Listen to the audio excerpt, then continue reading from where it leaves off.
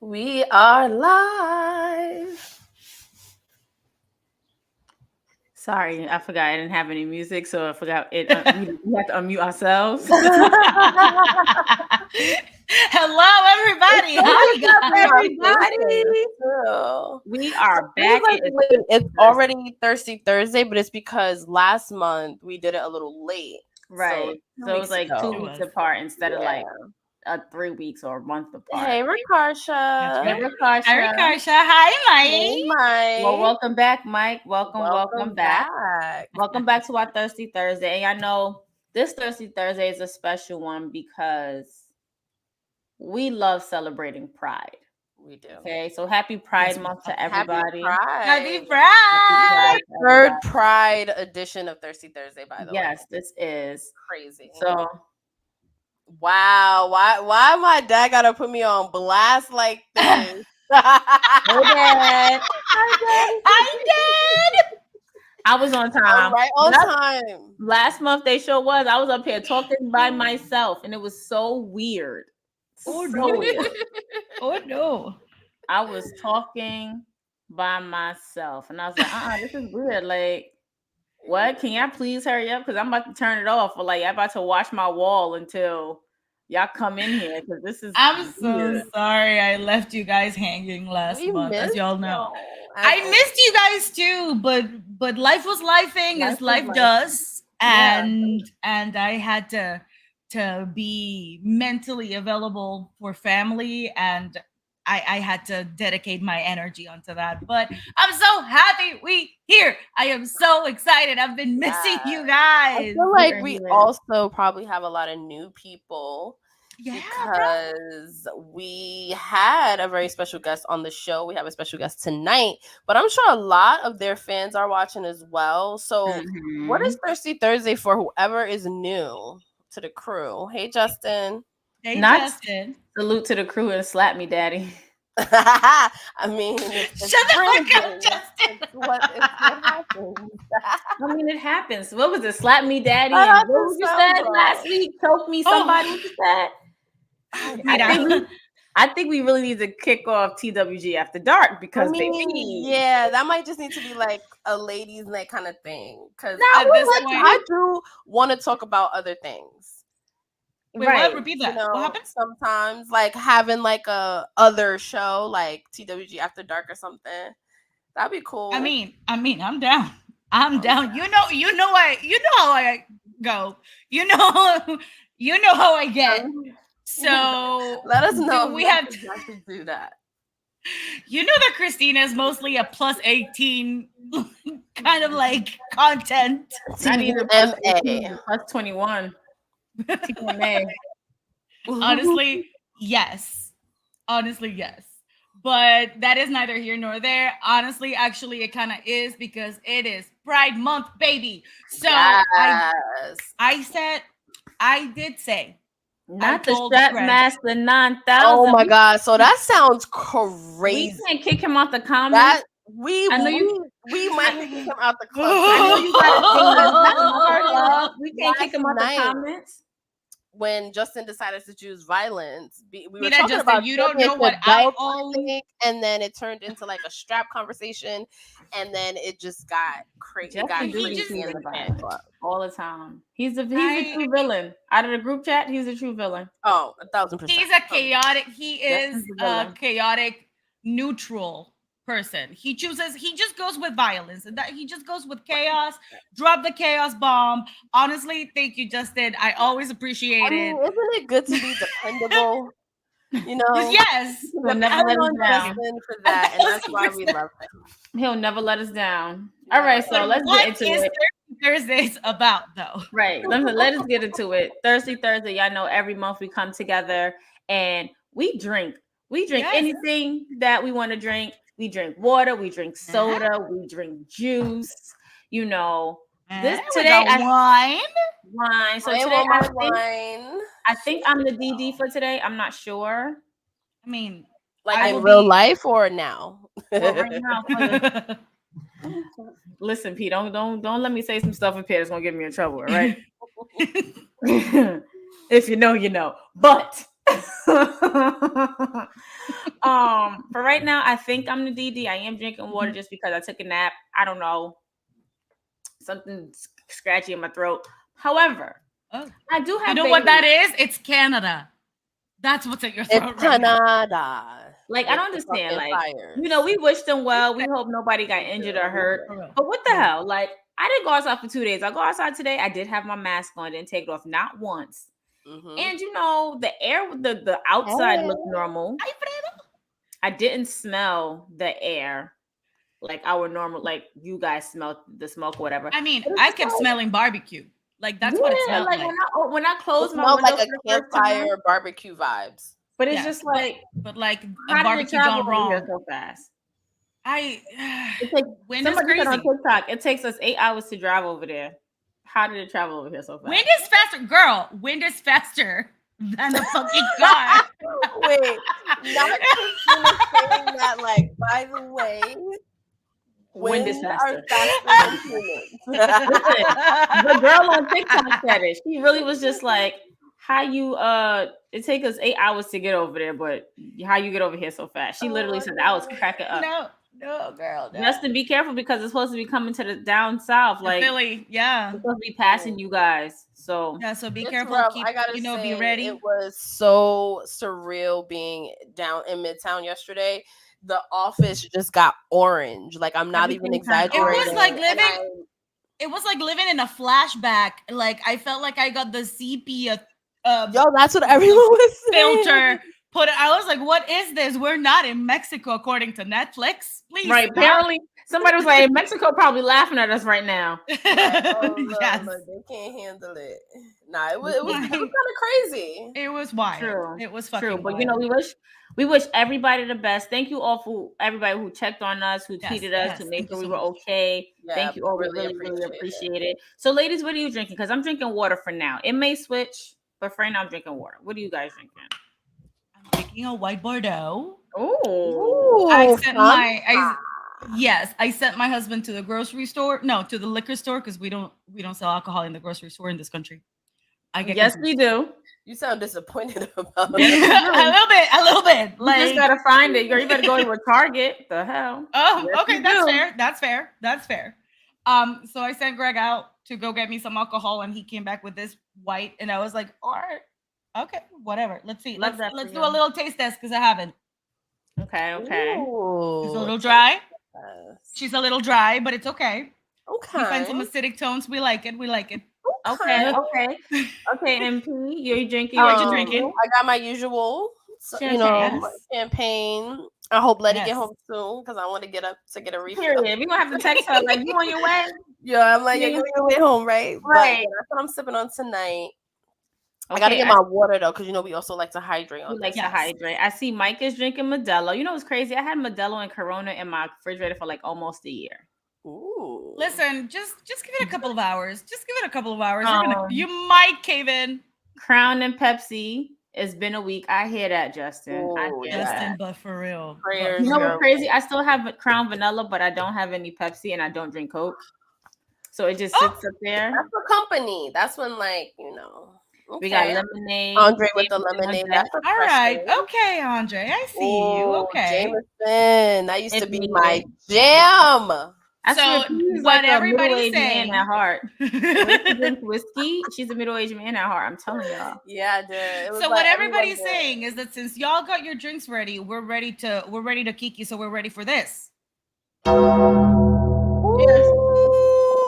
that gong just like with the example. So whenever you hear the Undertaker's bell, you go ahead and you sip honey. Whether it is your alcohol, whether it is your water, you go ahead and do that. So before we kiki, we can't be ready. We can't kiki by ourselves this time. No, we can't. Like, it's fun kikiing by ourselves. We have a ball, but we have a special guest. Yes. And you guys may know this. And I have a special fan. You got a special fan? I got Flauta here. She's trusty. Wow, I don't. That's for the pride flag. Ooh, Christina! Yes. So you guys may have seen it.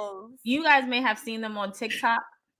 all over your social media. You may have seen them on our recent episode of TWG that literally just dropped on Monday. So without further ado, let's please welcome up the one and only Pablo the Don. I think I accidentally just played some music, so I got to figure out where that's coming from real quick. That's we like a little background, little ambiance. Legit, I don't know where this is coming from right now. Well, we got this. You can welcome back to Pablo. We gotta say welcome back. Tabs open right now too. It's coming from somewhere. Hold on 1 second. My bad. It happened like 2 seconds ago too. I'm not even joking. No worries. It is all right. There it is. I want to know also what everyone else is drinking in the comments. Water, whatever. What are you drinking, Pablo? Well, Pablo's trying to get their music situation together. Oh, that's true. That's true. My bad. And as we said before, we have an episode out with Pablo. So make sure you check that out everywhere. It's honestly one of my favorite interviews that we've done, Krista. I don't know how you feel, but it was nice. It had a different vibe. It was on a Saturday afternoon, I believe. No, Tuesday night, maybe. Fuck. I think it was but it was like a random ass time, and it just felt good to like talk about I also think because it was like one of the first ones back too. Yeah. And when I reached out to them, it was just so easy to communicate because they reached out quickly. It was like, yeah, when? And we happened to be their first wrestling podcast that they've been featured on. So for us, that honestly just kicked it off. I didn't know that. Let's drink to that. We're drinking to that. Let's drink to that. A kiss. I feel like I'm already gonna need a refill. Letty, where you at? So one thing that we discussed on the interview that I like asking people is like their first memory of wrestling. And I don't know, Christina, if I remember your very first wrestling memory. Oh. Well, I think that it is appropriate because it is Pride. My very first memory of wrestling was Glow after Loteria Sunday. So it was, every Sunday growing up, we would wake up, me, my mom, and my grandma would go to church like good Catholic Latinas. We would come back home. My grandma would press play on... Well, not press play. It's in the 90s. So we watch what was on TV. So my grandma would get ready at noon to watch the Lotto. It was an hour-long programming where you might win some money. She did a couple of times. And then immediately after, it was Glow reruns. And I was just like, these are glorious ladies and they are wrestling. And I might be 7, but I like this very much. I don't know if it was the wrestling. I don't know if it was that Amy, the farmer's daughter, was wearing really, really short shorts. Like those CC Dukes were doing something. Whatever it was, it got you into wrestling. Now you did. It's like Deborah with the blazers and the boots. Yes. And like, correct. You know what I mean? Like, it's just like, oh, wait, that's why I love boots, maybe. Yes. Yes. What's the saying, Krista? What's the saying? What? Oh, yeah, the Addison fucked us up? Absolutely. Welcome, I will say, though. Oh, no, Thank you. I finally found the music. Yay. Okay, that shirt, though, can we take a second? Oh my God, I love it. Oh, my God. I love it. Love that. Yeah, I got the shirt on. I got my MJF cup over here. Okay. Ooh, yes. All right. Okay. Welcome to Thirsty Thursday. This is so exciting. Listen, Pablo, welcome to Thirsty Thursday. Right. Okay. That's right. That's right. No, thank you for having me. I'm having a Bud Light seltzer right now. Okay. Nice. Very nice. Let's toast to Pablo's first appearance on Thirsty Thursday, partying with us. Thank you very much for having me. Many more. That's fun. We've been getting. Oh, I guess I'll just take another sip. Right. Jermaine is drinking bourbon neat. Ooh. Jermaine, I am drinking water for right now. I'm on my Prosecco my prosecco shit as per usual. Me and my wine. We're one today. I have my seltzer and my water. Yep, that's it. Pablo, well done. That's it. We gotta be hydrated. We gotta be hydrated. So, Pablo, you mentioned MJF, right? I did. And your AEW cup. And last week, Crispa and I, we go live on Fridays for. I'm Crispa. Hi, Pablo. Nice to meet you. Nice to meet you too. And we do this segment where we bring people to the front to where, they're going to get yelled at. And on last Friday, my entire group chat, the Dream Team, so P, Christina, Justin, Brian, and Ciendol all got yelled at by me because they really don't want much of my life. And when I say that, I say because of they were really forcing me or trying to convince me to do the AEW thing. Now, no shade to those who do it. No shade to those who do it. But me, I feel like I come from a better standard. And I was going to say no shade, but also no respect. But wait, time out. right. I'm like, damn. But wait, time out. It also, it almost had me. After watching, what was it, Double or Nothing? Mm-hmm. And the 4 pillar, I feel like the 4 pillars match was the only match that was just like, I'm definitely about to go to an AEW show. I'm about to hit up the group chat. I was like, right, y'all got me. The main event was suck me back in because what we don't celebrate is literally blackface and racism. And when that man came up with the blackface and the red lips, and I'm like, this is what y'all cheer for? This is what y'all cheer for. Like, this is the quality and stuff that you guys want me to attend? Absolutely not. The Chris Jericho and Adam Cole match, the unsanctioned match, it should have had some sanctions on there. It for all the cause, y'all could have been fighting where the whole ring was padded with some cushions because that shit was rash. The match that you expect blood from, the match that you expect them to go all out for because they got all this beef and animosity towards each other, and y'all do that. Y'all do that.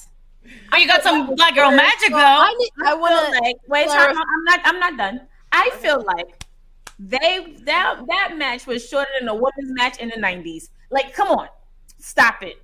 Then you got Britt Baker, who almost saved them when she was tearing into Jericho's ass with that kendo stick. And then Saraya comes out, and Saraya, you act like you wasn't in the big time, the all times, but you're acting and whatever. Like, you literally came out and tuck your tail behind legs. We don't need Saraya. We need Paige. We need the it's my house. It's all of that because, baby, you're not showing that you're tough. You're not showing you're not showing the Paige that we know and love. Then don't come out. Then don't come out. Then don't come out if you got a bad neck. And then about it is that y'all act like y'all don't know how to cut vignettes. That vignette between Jericho and Saraya. I'm sorry. What was that? Like that match, it was like no, absolutely not. What else was another match that happened? And now, mind you, I was watching both WWE and AEW at the same time. I had no issues. Of course, I'm not gonna have no issues with WWE, and I don't even watch NXT like that. And I'm just like, really? This is what my friends think of me? Like, okay. As an AEW truther, I will apologize for that pay-per-view because it's not it wasn't the best. It wasn't the best. It was okay, but it's not even the best Double or Nothing, let alone not the best pay-per-view. That's fact. That's facts though. Like they're in a dry spell is what I like to call it. Think of it like around the same time as #Give Divas a Chance. That's the vibe of AEW in this current moment. I think like they're over there trying to focus on Wembley and the whole CM Punk situation, and they're not telling the best stories they could possibly tell.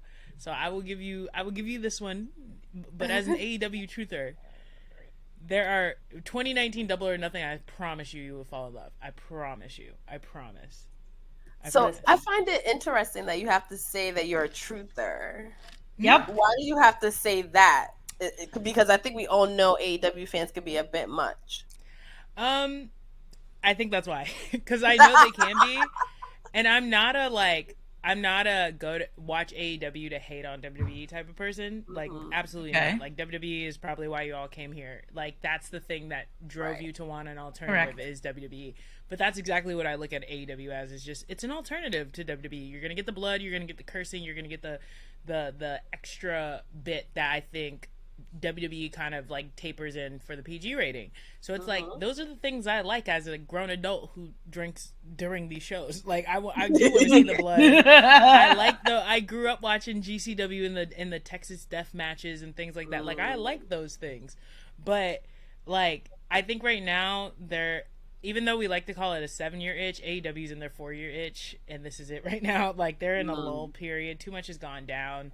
They lost Cody Rhodes too. I don't think people give enough the credit. That is definitely a huge thing. Although now that he's back in AEW, like WWE, he doesn't even seem like an AEW guy anymore, which is kind of like, it's kind of like, oh wait, he was in AEW. And I think there's like foundational problems with the business itself. I fundamentally do not agree with wrestlers also being part of executive boards. That just seems weird, because you're going to get booked well I don't care if they lose, that's really great, but you're going to get booked in the best position possible every time. So it's just like, I'm not a fan of that either. Like, that's why I liked when Cody left, because he's like, I don't want to be part-time boss, part-time wrestler. Like, I just want to wrestle.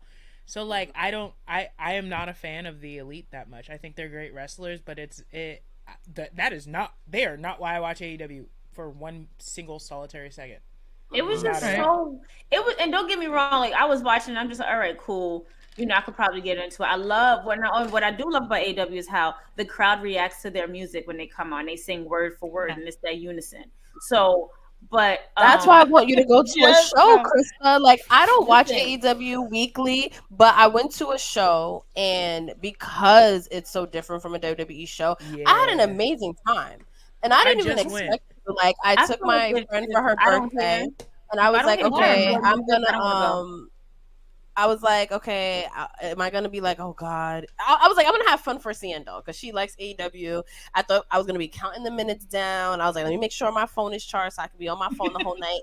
But then I realized, like, I had a good time. It also helps that, like, I know most of the AEW roster because they're all WWE people. So I got to see Chris Jericho, Saraya's first match back. All the other people that basically came, fucking the FTR flippy niggas, their return with Kenny Omega. No, I'm talking about the Young Bucks. The Young Bucks, them. So like, it was fun, and they like have a bar that has like drinks that are like named, like, I don't know, it was a completely different vibe. And I think will say, have a good time. I think that you would have a good time too. Like, yes, the last pay-per-view was not the best selling point for any of this, but I will tell you, like, I've been to one show. I knew who I was talking about, though. Yes. All because you said Kenny Omega. If you didn't say Kenny Omega, there's a lot of niggas. Yeah, I was like, wait, hold on, which flip are you talking about? You got Yuta, I think you got Okada. You got a lot of them that flip. Yeah, I was like, wait, hold on, Sammy Guevara, which flippy? I don't know. Of the Young Bucks, I think of them doing like random. So they acrobats. Got it. They're gymnasts. That's how I look at them. Yeah, that's it. They're gymnasts. They're cute. They're adorable. They're gymnasts.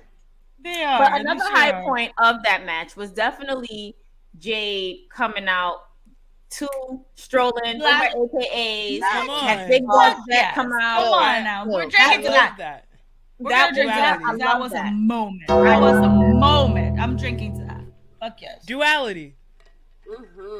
I love that. I did love the tag team match with FTR feature going against Double J and who was it? That was J The black guy. Double J, Jay Lethal versus FTR with Mark Briscoe as the with Mark enforcer. Briscoe. And my heart always bleeds for Mark Briscoe, and it forever will, and we all know why. But the fact that, I love that the fact that they keep utilizing him, that they're making him have TV appearances and all of that. So I did love those points. Those were some good highlights. But everything else, and y'all want to think here, and shout out to Young Bucks for kicking blackface. So they can stop saying match, because that's crazy considering. Never mind, I'm not gonna bring that up. What, they racist too? Oh, all right, well, is that who's racist? The Young Bucks. Is that? Oh no! Don't go searching through their Twitter. No, Justin, pull it up, Justin. Between you and Brian, heroes. Pull it up. Add it to the list. Add it to the list. There's some weird dudes. Why do you think I said I don't like the Elite? Ooh, do you like Kenny Omega? Okay, so I'm cool with being like, y'all are great wrestlers. I think Kenny Omega is a great wrestler. I think, hot take, I think he's boo boo on the mic. I think wrestle and shut up. That's why you think Don Callis is right there, because homeboy is boo boo on the mic. A lot of them. Their entire the issue I have with the Elite is their entire gimmick is I'm a wrestler, and it's like, so is everybody else in the fucking roster, bro. Everybody's a wrestler. What else you got for me? Kenny Omega, like, super excited for Forbidden Door, him versus Ospreay 2. That's gonna be great, but like, it's like, if we're not gonna give substance, just go ahead and move. Let somebody else be at the top. Give me a character. Give me characters. And yeah, they make the Young Bucks are known for wearing like the best shoes. They got all the hottest Jordans. Yeah. But meanwhile, don't look at their Twitter. Oh no, we're looking. Justin's already digging. Thank you. Justin, gather some notes on the Young Bucks social. The Twitter, and look up Young Bucks Obama. Oh no! Oh no! Young Bucks Obama. No. Do it. And I'm saying this. I'm saying this as someone who has like Killing the Business, like a signed copy of it. This is before I knew about what they were doing online, but yeah, they wild. I also, y'all know, I'm a big CM Punk fan, so it's also fuck them for CM Punk. Just on that alone, because y'all know I'm a CM Punk. How do you feel about him coming back? Because you seem like you say you're a truther, and it seems like you're able, from your reviews. Shout out to your TikTok. We'll get into that too. But are you okay with him coming back? Because I always just feel like there has to be a common denominator if there's always a toxic situation. So, and that's how I feel about CM Punk. I think he is the problem. Like, I'm not running away from that. He is the problem. I'm the problem. But like, yes, but like, being the problem, look at the money, look at the lore, look at the like aura he has. He's such a, like, he can be a good guy, but he's such a natural heel. Like, he just is. And it's his teeth look like he has bad breath though. Oh my god. True. But like, he's such a You the one that pointed out that Shayna Baszler don't got no eyebrows too. That's I cannot look away from that. I cannot. He's such a heel, and it's always going to be a situation. I get why people don't like CM Punk. I just happen to love CM Punk, and I think he is funny. Like, as a person who doesn't really take white people serious, that man's funny. Can we toast to that? Yeah, that man is funny. That man is the way he walks around as if his shit don't stink is hilarious to me. And like, truly. I eat it up. It's highly fascinating. So I found this tweet. You really went Dixon? No, because I'm not playing. Because this one I was about to give him the benefit of the doubt. Somebody said, "This is why she's not drinking." She wants to keep her facts straight. Listen, I remember one tweet. One of them made how they wanted to punch someone in the face because he looked like Obama. See, we canceling the Young Bucks. Also, is that from their Twitter account? This is another Twitter account who's remembering the tweet that they put out about Obama. No, they deleted them. Like, they kept it up. That's brave. But they deleted them. But if you go on like Wayback Machine or you look in certain articles, it's still there. Like, the internet is forever at the end of the day. And they were bugging, bro. This is pre-TNA. This is before they killed the business or whatever you want to call it. That's why I'm an FTR person for life also. Period. And FTR. Yes, FTR. Yes, we're going to drink to FTR. Fuck, yes. FTR. FTR. Yeah. Yeah, we and love you know them. who FTR loves. Yes. You know who FTR loves. Chick Magnet Phil, CM Punk. They do. I think they posted about him after it was announced that he was coming back. They're wrestling with him at the first episode of Collision. It's FTR and CM Punk versus Samoa Joe, Juice Robinson, and Jay White, which I support. I like all those guys. It's great. And CM Punk and Samoa Joe had one of like the best rivalries in Ring of Honor history. Like they had this best of 5 series. Amazing. Who's gonna tell them? Welcome to Thirsty Thursday, but who's gonna tell them? When you hear the gong, you drink, baby. When you hear it, drink just, whatever you got. Water, bottoms up, champagne. Yeah. So I'm gonna get it all. As I'm in this wormhole, God, talking about the Young Bucks racism comes back where somebody was talking about Jim Cornette's racist rant, and somebody writes, it's hypocritical to compare Cornette to Alex Jones when the Young Bucks openly stated that they saw a guy in an Obama mask and they said they wanted to punch him. Jericho donated to Trump and his wife at the Capitol riot. Seems like the company Dave keep is more sus than corny. Damn. Mm-hmm. This is why I don't be on Twitter, because it's just, it's overwhelming. It's overwhelming. Shatters my dreams. The Bucks got a move called the Meltzer Driver because they love Dave Meltzer so much. No. Yeah, it's bad. It's bad. Kenny Omega too. Because Dave likes that flippy dippy shit, as Jim Cornette calls it, New Japan stuff. And he always gives it 6 stars. Oh my God. Not 6. That is... And you know what's crazy? I think I actually reached out to Dave Meltzer when I didn't know any better about my thesis in grad school. And I think he helped me, or I think he couldn't help me. I think we definitely spoke over the phone. But you know, my main 2 person is Shoemaker. Shout out to Dave. Shout out to Shoemaker. And shout out to all the Ringer crew. They have a dope squad over there. Absolutely. Nice. So that's what we're gonna keep up with. I'm low-key a Jim Cornette fan though. You know, it's funny because I was just talking about that, and also he's truly a wrestling historian. Like, he lived it. He's done almost every role in wrestling you could possibly do besides wrestle. He's retired. Territory, you know, like he's done everything. So I love hearing him on Dark Side of the Ring. I'm like, yes. Yo. Yeah, I love that. Wrestling encyclopedia. He really is, and I love that. We love that about him. But everything else he can keep. It's one of those things where I wish we didn't know so much about people in the wrestling business. Like, I miss the days like where I didn't know like my wrestlers' politics, you know, unless it was like because what is Kane doing? What is Kane doing? Ignorance is bliss, bruh. You now ignorance is bliss. I'm like, put the mask back on and shut up. Yeah, just shut up. Give me the voice box back. Shut up. My name, in the words of the rock, my name is King.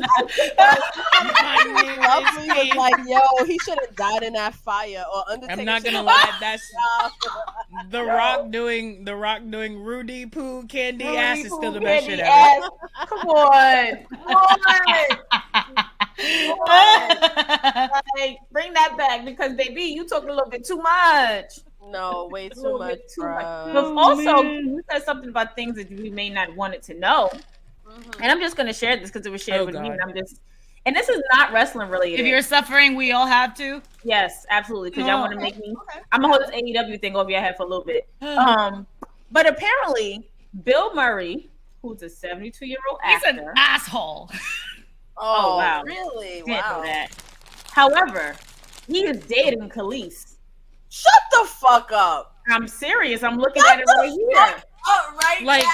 What? Like milkshake Khalees? Yes. Wait, no. Nas's ex-wife Khalees? Bossy? I'm a boss Khalees?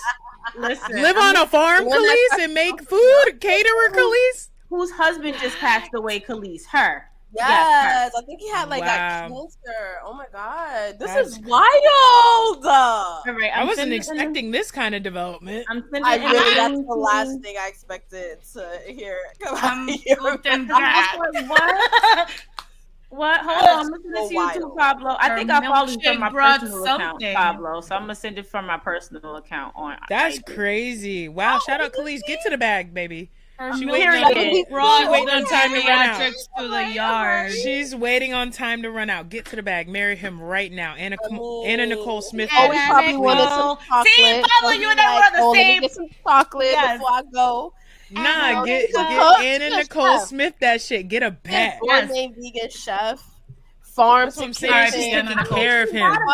She got several bags. I know, but get another bag. I'm with it. Take the money from these old white men. Take that is redistributing of wealth right there. Redistribute that wealth. Wait. That is reparations. Come on. Cheers to reparations. Cheers to reparations.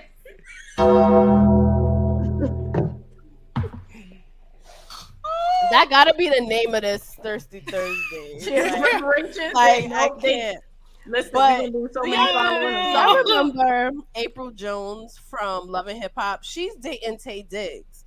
And I think that's the come up of the come up. No, listen. To go from Omarion to Fizz was a downgrade, but then to go back to Omarion and then to Tay Diggs. Boy, if you don't get that rent money, I know something. Capitalize.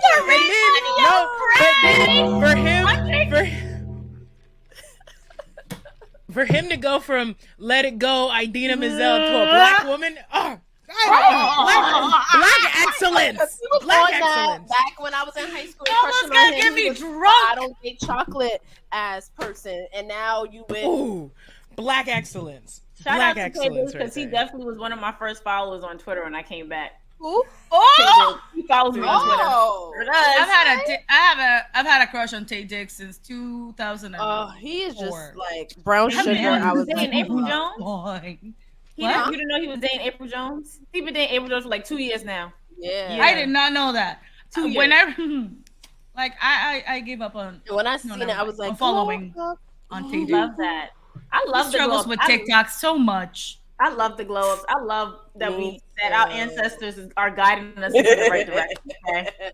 I love that. I love that for us. Honestly, yeah. I love that for us. And also, y'all notice it's baby season in wrestling. Apparently, like now the other iconic. Yeah, I was gonna say today, just now. She just announced it. Is having a baby. A lot of people didn't know she was married. I didn't know she was married. I really thought she was like the third wheel to Shawn Spears and whatever the other ones, I can't remember. No, she was married first. Yes, that's crazy.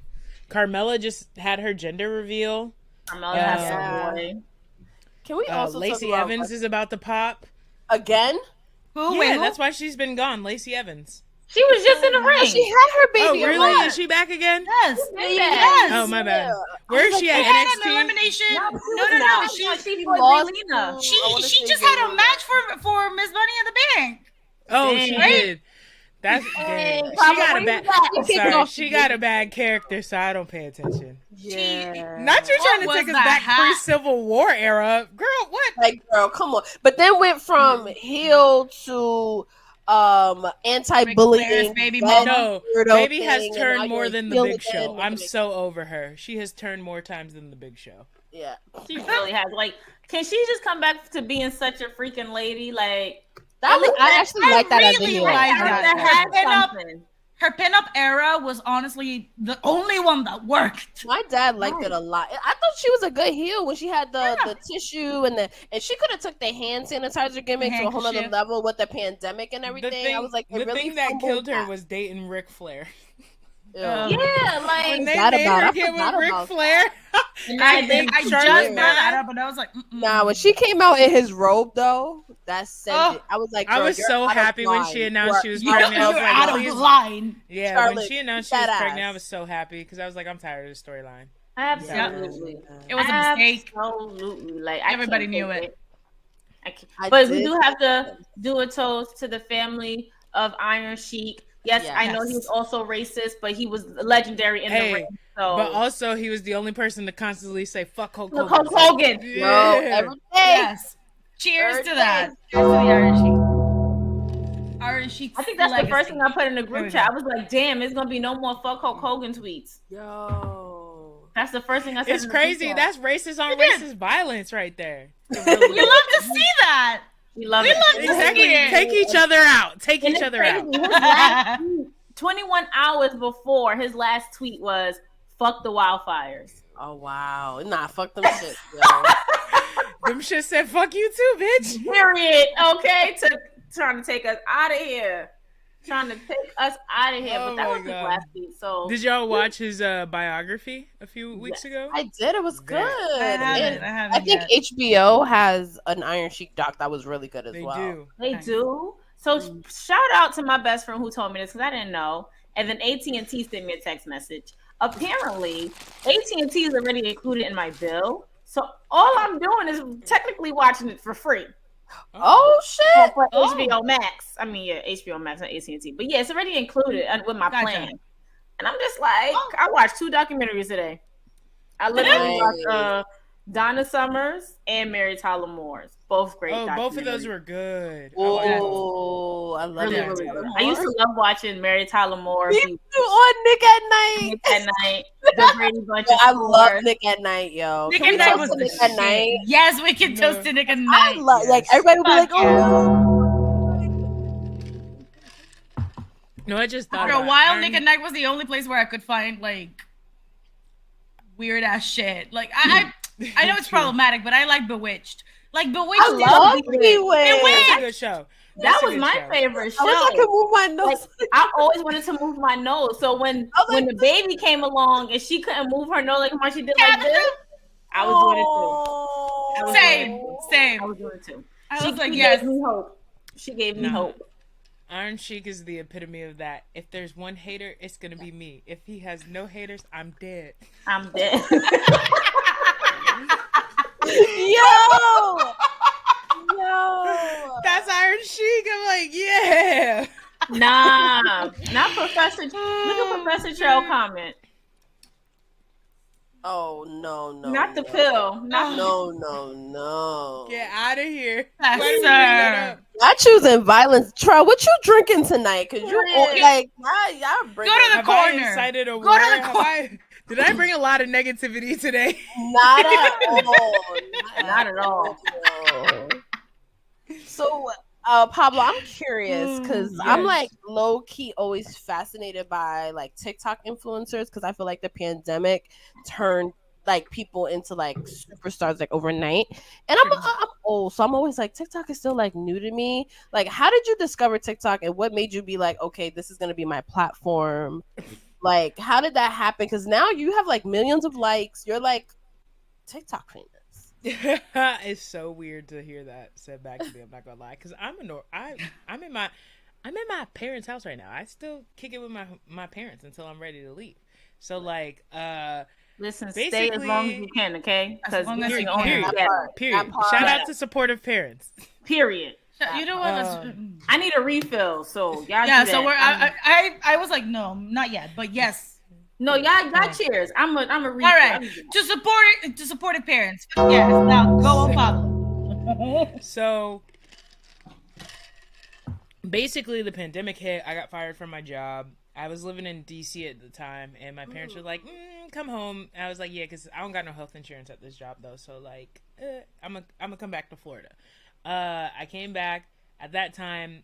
TikTok's like kind of taken off. It just got bought out from Musical.ly, and I'm like, okay, this is like a little dancing app. I'm gonna laugh while I'm stuck in the crib. And then my friend was like, you know what you should do? And I was like, what? And they were like, get on there and like just start talking about your music opinions. Like if you get on there and you post it and no one sees it, at least you have a track record of what you liked. If you get on there and post it and millions of people view it, then you have a career. And I was like, okay. So I spent from like March to October researching how to do it. What do I do? What's the algorithm? Let me figure this out. Because I've been making content for years. Since I was 15, I've been making content. Never worked out. It's getting to that time where I was telling my parents, if this doesn't work out, I'm going to grad school. I'm going to get my journalism degree. I'm going to go try to work in the wrestling business as a writer. And I was like, but I'm going to try this one more time. I'm going to try this music thing one more time and see if it works out for me. So November hits and I post my first TikTok like the week before Thanksgiving. And I just started posting a bunch and just sharing opinions, which at the time, I don't want to say I was the first, but like I was one of the first people were not talking on the platform. It was just voiceovers and dances. That's it. Voiceovers and dances. So once I started talking, I think people were like, oh my God, people have voices? Oh my, like nobody was doing Get Ready With Me's yet. There was no sit down story times yet. So I just started talking and sharing my opinions on the app. And I posted 7 times a day for 8 months straight. And oh my Jesus. Yeah, 7, no breaks, 7 times a day. I said I gotta hit 10K. Once I hit 10K, I'll dial it back to 5 times a day. So yeah, I posted. I love the dedication. 7 times a day. Yeah, from like November to like June, and I hit 10K in like March. But I was like, just keep it going. Let's see how far we can go with it until you burn out, until you don't have any more opinions for now. And yeah, that's what happened. Like my first video went viral, critiquing someone's ranking of like women who sing or something random. Oh wow. And from then I was like, I got something. And then 2021 came around, and I'm growing, I'm consistently growing, and I actually had got a job in the news business finally. And it's the day before I go to the job, I get sick. Like I have some weird 24-hour stomach bug. And the next morning, I was supposed to work like a graveyard shift from 3 p.m. to like 3 a.m., something like that. Some stupid, or 7 a.m., something stupid. And I wake up the day I was supposed to go in, Lizzo stitched me. And I immediately text my mom and was like, I'm not going to this job. Like, I'm not doing this job. I got something. Like, let me figure it out. I will have a job by the end of the year. It was like August. I was like, I'll have a job by the end of the year. Lo and behold, by December 9th, I literally had a job in the music industry. So I was like, we're not quitting. We're going to keep this. They support me doing my thing on TikTok. And then, like, I'll pursue both. And, yeah, that's kind of how I landed on it. Like, it was just a hot platform. I'm always, like, I'm a truther about early adoption to new platforms. If you see something new, if nothing else, just go grab a username on it and see how it works and see if you can grow. And if it works, it works. If not, you wait for the next one. And that's how it went. And then once I started burning out with music, I was like, okay, let's talk about something else. And sure enough, like, wrestling was it. And I was like, I love wrestling. It's the 2 things I do, is either listen to music, watch wrestling, or watch like TV and movies. That's it. That's all I do. Like, I don't leave my house. I literally went on vacation for a week, and now I'm like, I'm not going outside till December. So see y'all there. Ghetto and relate. It's so ghetto totally being relate. No, it's so ghetto being outside. I went outside for a week straight, and I was like, my friends are like, you want to go? No. I will see y'all in October. I need to reach out. I don't like y'all right now. I don't like. Cheers to that. Yeah, I don't like people. Cheers to that. Thank you.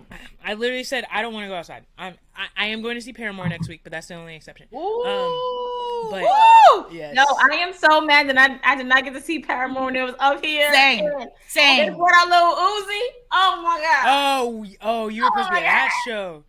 And so yeah, that's pretty much how I landed on TikTok. It worked out well for me.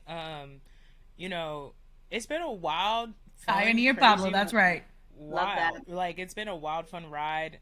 I'm a rider till the wheels fall off, and I'm gonna keep doing my thing. Like I'm glad Chris love that. First of all, let me tell you how I came across Pablo. Right? Please. Like I told, like, if you guys haven't watched episode 1, you're sadly losing out. Watch that the episode has episode, tips. bro. But secondly, I came across Pablo back in like 2020. I feel like I was one of like the first people to really get into following Pablo, because Pablo would always talk about entertainment, talk about news, put a funny spin on it, and this, that, and the third. And I think I have the video of Lizzo stitching your video, and I think you reacted to it. Like, you restitched it or reacted to it or whatever. And I'm just like, oh my God, I'm so happy, so happy. Then, I didn't see you, algorithms is fucked up, don't see you or whatever. Come back from, now mind this is like 2020, 2021.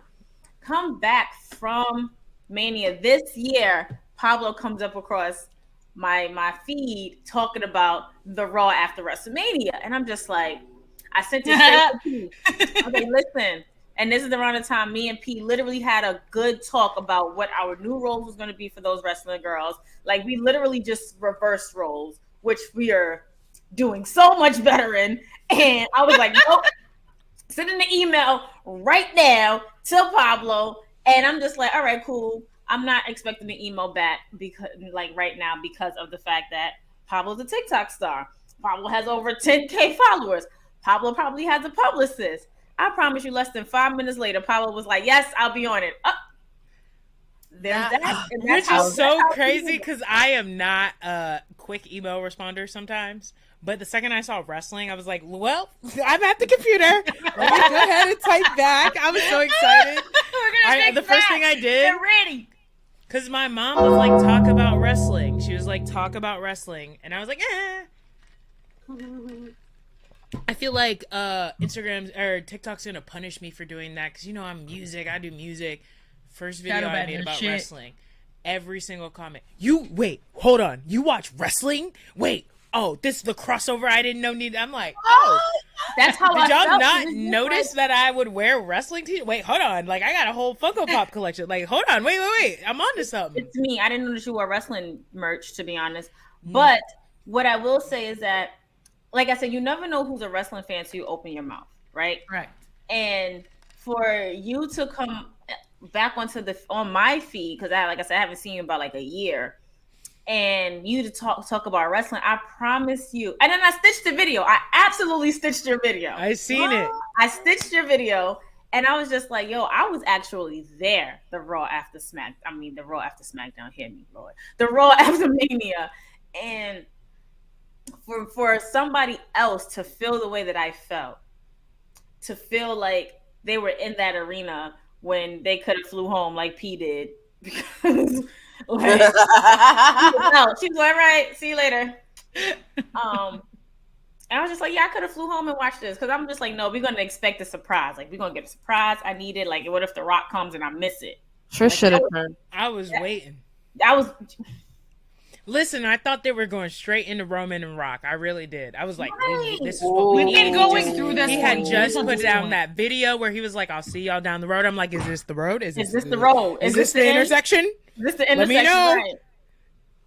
Is it this? Because if this is it, so let me know. Because good thing it didn't happen in a sense, because I probably would have still been laying down on that damn floor in that arena. No, listen. I would have had a meltdown. Had to be like, listen, I got to go back to get her. Every single TikTok would have been, if you smell or something, Rudy Poo, do you like candy pie? Ass, all of that. Something. Like, every TikTok after that. Yeah. All right, Nicholas. It was a little slip. All right. So how about this? How about yesterday? I was watching Darkseid, Magnum TA story. And it's so sad how his career ended so early when he was about to literally take off. Crazy. And then I don't remember how it ended because I fell asleep. But when I wake up, wrestling is on my TV screen. Like, Women of Wrestling is on my TV screen. Shout out to the Wild Crew. And it's the main event. That's it was the Tonka Twins, I think that's what their names are, versus Sweet Heat or Miami Heat or whoever Heat, somebody hot. And some rip off of Harlem Heat, some rip off of Booker T and his brother. But from what I've seen, because I ended up falling back to sleep not too long ago. After what I seen, I'm just like, damn, wrestling is not gonna let me sleep. Wrestling is not gonna let me sleep, because that, for it to be an all-female wrestling promotion, just like Glow was, the only thing that's not all-female is the ring announcers, of course. But not the ring announcers, the whatever. Yeah, I get it. But I'm just like, yo, like, one, why didn't I look to see if this was what was coming on next? Two, I'm so happy that now I can watch it on TV and I don't have to go to YouTube or anything like that. But do you watch WoW? I do. I'm another. Sorry, it all relates back to CM Punk. But I've always been an AJ Lee fan. Like, I am a person who will sit on the internet and say AJ Lee is the person who started the women's revolution, and the only reason they won't give her fucking credit is because she's married to Phil. Like, that is me. I sit on the internet and say these things. I don't agree with that either. I feel like, see, people don't understand. CM Punk definitely dropped his pipe bomb. AJ Lee dropped hers too. Yeah, that's true. AJ Lee dropped hers too. I don't know who dropped his first. I think it was Punk who dropped his first. Yeah. But AJ Lee dropped hers too. And everybody talks about, oh, how she literally came for the divas. She's unappreciative. She's this, that, and the third. She's bitter. She's whatever. But if it wasn't for her dropping that pipe bomb, and then if it wasn't for the divas give a chance thing, we wouldn't be here at all. Correct. Like I think I don't mean people like fans. WWE gives that credit to Paige. Like fans, we all know it's AJ. Know. It's AJ. Paige needed a dancing partner. Exactly, and I'm like, who did Paige beat on her debut? Are we forgetting? Like, are we looking over the? And I think WWE overlooks her because one, she's been very vocally critical of Stephanie, and two, the whole entire CM Punk leaving the company thing just was too messy. And but AJ Lee started it. She was too, and not in my opinion, in WWE's opinion, she was too opinionated. She, you know, she was a little too. She stood her ground a little too much, which is now like kind of praised in a way. Yeah. Like she was kind of like ahead of her time. I never want to say like one woman's responsible for the women's evolution. Like I feel like that's so like unfair to all the women that were a part of like, because also like now especially you learn how much women advocated to do more for sure, where that you won't, because you can't like look back on wrestling history through WWE's lens. You have to figure out, because it's revisionist history. Like you would think AJ Lee was never a part of the fucking company if you at think all. About it. You would like. I think they give it to, and now even if you've noticed, they're trying to take it away from them. They're like Paige and the Bellas. But once the Bellas started being critical, they're like, Paige is in AEW now. Who are we going to give this to? The Four Horsewomen. The Four Horsewomen. Wait, hold on. Mercedes ain't there no more. Just the other three. Wait, hold on. Bailey's besties. It's just Charlotte and Becky. It's just Becky. Yep. And Charlotte went on her vacation with her mans who's in AEW. Becky did it. Becky did everything. That's how WWE does it. They're like, wait. That's exactly how AEW or WWE treats it. I'm just like, baby, like it's all of them. Like they were in NXT. AJ was poking around being Daniel Bryan's girlfriend and making him lose in 18 seconds at WrestleMania to Sheamus. Like there's other people, and I think it's fine to acknowledge it whether they've moved on or not. And they just refuse. And I'm like, but I'm not going to. I'm gonna be honest. I love it WWE down, but like. We can be honest about some things. We can be honest. We absolutely can be honest. Yeah, 1,000%. Y'all inducted Jeff Jarrett into the Hall of Fame after he almost walked out with the Intercontinental title. So, like, why can't we just be honest? How about you still got Sonny in the Hall of Fame? Just saying. But that's another story. Who's in jail for murder. And then, can we also just say, like, when she got inducted, made it seem like she started the fucking women's evolution. She had all the divas come on stage and, thank her. So it's just like... It's crazy because while Sunny is so integral and important, and she really was the first diva, like you can't change the fact that she was the most searched person on Google when Google literally was invented. Or like AOL. Yeah, AOL. Yeah, so it's like you can't change that, but I think it's like Sable is there. China, it was there. A big one who gets overlooked that I hate, Luna Vachon. One of the best wrestlers to ever wrestle. Luna's there. Jacqueline was there. Do we not forget? Like Jacqueline, Marlena, aka Terry. Like they're there. There's women there. Right. Yeah, but we know it was literally like us. First of all, he didn't have to push him over the ring like that. I'm sorry, I'm watching Impact, and he doesn't push Chris Bay over the top rope. Like don't do that. Don't do that. It is Thursday, isn't it? Because of the fact that these women, Terry, Jacqueline, were mostly not even Jazz. Like when Jacqueline first came, she was definitely more so a sex symbol to try to overtake. Yeah, you remember Jacqueline and Terry with D'Lo Brown? Yeah, like and then Mark? The PMS thing. Like, come on, yes, the PMS thing, and like I said, looking back at looking back at the Attitude Era now from this lens and this new perspective, it's just like, yo, what were we watching? Like you can tell that we literally had not blinders on. We really just didn't know. Like just hearing this now when it's like before my wrestling fan time, it's just like that shit was wild. It was wild. I remember like my dad always just like I think he rationalized it as like it's wrestling, like it's not serious, like it's not real, it's fake and all this stuff. But like last week, like we had got into it, but we was having this conversation about the blackface with AEW, and I brought up, I'm like, listen, if D-Generation X, if the Attitude Era was put in this day and time right now, none of that would have gone through. Yep. Oh, you don't even have to go back that far. Do we not remember Vince McMahon walking around with a do-rag and talking about what's up my end of Booker T? Like, we don't even got to go back that far. Like, getting cooked. So bad. Saying cooked. When he said nigga to John Cena in the back, and Booker T was like, I know you can't say that. But also makes Booker T look wild. In retrospect. Also, I don't even want to get into him, but he's another one. Oh, he a tap dancer. I don't care. I don't like that man. He a tap dancing ass coon. That's a tap dance. Okay. And I know his brother be getting in his ass because his brother be like, bitch. He a tap dancing ass coon.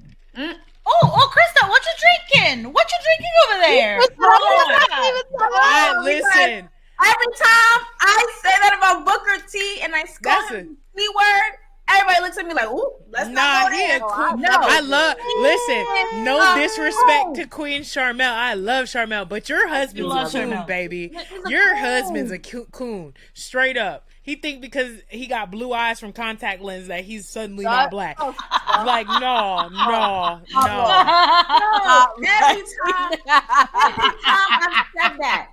Every time I've said that. I remember I even said that we was sitting in the hotel where the wrestlers were the night. I think night one of WrestleMania, and they was like, they go Booker T or whatever. I was like, I don't care. He's a coon. I don't care. Whoa, wait, what? Call a spade a spade.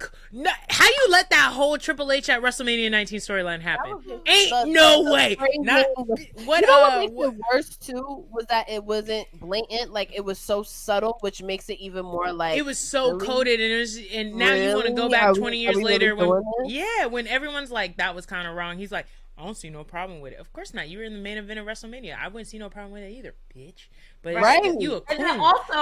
And then also when Triple H embarrassed him again when he was a ringside announcer, and he fired him, told him to get up and walk out, told him to stop, come back, apologize to get his job back. Told him to sit down, and then he was like, you see how I have you in my hand, you see how fast I could take this away from you? Bro, disrespect me. Nothing. I would have kept fucking walking. You could take this shit. I got my own school. I got all of that. I would have kept fucking walking. No, legit. Like, you acting like reality of wrestling does not exist, and you ain't turned out so much good stuff from reality of wrestling. You're acting like you don't have reality. I'm like, I need you to be a little bit more like Bubba Ray Dudley about this shit. Cognizant. Have a backbone. Be like Bubba Ray Dudley and act like you don't need them. Please. Right. I see Bubba Ray Dudley, it seems like he got beat. Every time I see Bubba Ray Dudley, I feel like we got that man's aggressive. Because he was sitting in our section at Mania P. I don't know if you noticed when I went. Rudy. When I went to go get, I think when I went to the bathroom to get food, I was coming up the stairs and Bubba Ray was just dead staring at me. And you know me, I'm staring too. I don't care who you are. What you looking at? What are you looking at? I'll never forget when he got that fan almost kicked out of Ring of Honor just because they were like heckling the wrestlers, like how people do at wrestling events, and he like intimidated him backstage. That shit was funny. Are you kidding me? Swear, it's still a story online today. That shit's so funny. Bubba Ray Dudley, I love him so much, but that man's weird. That man's aggressive. He's problematic, but he also gives no fucks. And that's why I like him. And you know what I mean? Like, also, especially now in cancel culture, like people that stand on their word, like it's some as opposed to like backtracking. There's a certain level of respect I have for that. I might not agree with you. 1,000%. No, you know what I mean? That's how I feel about Scott Steiner's brother, Rick Steiner. Like, hey, bruh, what you said was wrong, but like at least you like 10 toes. I'm like, I respect the stone, like a hard racist. I really do, because you 10 toes. Thank you. Like Chick-fil-A said, we don't 10 toes. We don't want that gay shit. We don't like that gay shit. How much millions we making? That's it. Y'all can eat our chicken. We don't like that gay shit. We Christian. They don't like that gay shit. They don't. I don't eat Chick-fil-A. We don't like that toes. Yeah, I like my racism up front and personal. I mean, let me know what I'm dealing with up front. Let me know what I'm dealing with up front, and I'll make my choices accordingly. Which is like that. I think I have a deep appreciation for it. Did they lose the titles? Krista, if it's not SVU, it's. You know, it's crazy. I just turned from SVU to watch this. Oh, they didn't lose. It wasn't the title match. Okay, got it. No, I love me a 10 toes down racist, transphobe, homophobe. I love me. Let me know what's Thank up. you. At least you know what you're getting. You know, no, even when that shit popped off with Tommy Dreamer, I was like, I respect you being 10 toes, bro. Oh, I wanted to spit in his face so bad. Me too, but at least you're not going back down. I wanted to spit in his. He probably would have known his nasty. He probably would have caught it in his mouth. The way he said, I got a ponytail. Some people wouldn't like that. I was like, no, you're not gaslighting on fucking Dark Side of the Ring, bitch. Right, like the fuck? Like, please, who are you trying to gaslight through the damn camera? Please. Like, nobody cares. Nobody cares. Like, Ric Flair is weirdo. We already knew that. We been knew that. The man was 80 years old in damn Evolution in the limousine with 20-year-olds. Let's be so for real. That part. The man been a creep. The man been a creep the whole time. Just being an authentic person. Yes. Cheers. Cheers to that. Cheers. Fuck it. We live one life. Cheers. Ooh, I'm hardcore craving some chicken fingers. Oh, Chicken bacon fingers sound good. This is always, Bailey. someone said it's always the ECW guys that have to be weirdos. Did you Did see you the watch promotion they grew up in? I was just, did you watch it growing up? They're all Paul Heyman guys. Pablo? What, ECW? Oh my god, so Paul Heyman racist too? Nah, we cool. That's my guy. Okay. I think I might have said this on y'all podcast, but like that man is like, to me, the epitome of a wrestling genius. Okay, because He's I'm a just fucking like, genius. if Paul Heyman racist, you're gonna have to have a Nah, that's my guy. He a liar, and don't ever let him run your company. Oh yeah, he a true, genius. bro. I respect that man. I love that man so much. Listen, I'm a Paul Heyman guy. We're gonna cheers to Paul Heyman because Paul he's Heyman. a motherfucker and we love him. Somebody clip this. I am a Paul Heyman guy. Yes. Although I do feel like he's definitely going to turn on Roman. So once We've been saying this. once it happens, WWE cut my check. Who's gonna flip first? Justin, Solo put or this, Paul? Justin, put this in the notes. The time, the date that it happened, that I said it for the umpteenth time, because cut my check. Cut my check. Justin. I do think You're he's gonna gonna have to flip. cash me. I don't know who he's gonna flip to is my thing. I don't think he's Gunther. gonna I don't become think it's a. like Brock, but I think it's gonna be Gunther. I think Love it's gonna Daddy. be Solo. You know what's crazy? I think it's gonna be Cody. Ooh, I think about that promo that Cody cut. cut. How Paul Heyman, when they were I wanna struggling drink to this. financially, hired Dusty to come wrestle in ECW in 95, I think it was. Yeah, Or 92, one of those two. 95, I think it was. it was 95. Because And- 92, 93, he was Yeah. in WWE with the Pope. WCW, yeah. Oh, yeah, Oh, yeah. yeah, And Paul And Heyman flipping to Paul Cody was in Rhodes. WCW. And there we go. I think Oh, he's gonna Cody do it. Rhodes. Ooh, I need a refill. Letting Letty. her home. She not home. Real She question. I'm hanging out after Yes. work. Oh, how dare her?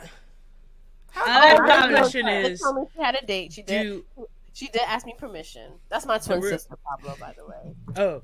That's my Oh, that's bartender so when I have Thirsty Thursday. Oh, Listen, I think what it's you need to do is official. Bring the bottle with you. Bring the bottle with you to the room so you don't have to keep getting up.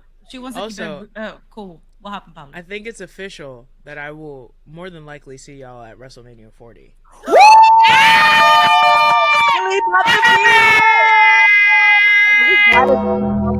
That. Let me get my champagne. I'm twerking a little bit. I'm twerking on my chair. I'm like, eh. I'm attempting to make a move to the northeast, so hopefully I will be there. You said you're moving? Yes. Yes, to the northeast, to Massachusetts to Alright. be specific. So You Yeah, down I'm sorry. south. I'm Like right there, I'm right I there. lived in Florida for a little bit. I have family in Florida. I love Florida, but Florida's real ghetto right now. Like, Oh, super duper. Yeah. Listen, normal people, we're feeling it. We're feeling the effects of. Sorry, I hate to quote him, but this shit is so funny. Ron DeSanctimonious. Trump did something with that little nickname. He did. He be eating down with nicknames. Lil Marco, Lying Ted, did. Ron DeSanctimonious. He be eating with nicknames. I swear, if he were just a political analyst and not actually running for government, my man, I would watch. I don't care what channel, I will watch. Because Ron pisses me DeSanctimonious, off. I couldn't think of that in my best day. I'm sorry. That man's funny with that shit. He's hilarious. Pisses me off. He pisses me off because I laugh at the shit he says sometimes. No, he's so funny and he be dragging them, but like, also you're bad. You're bad.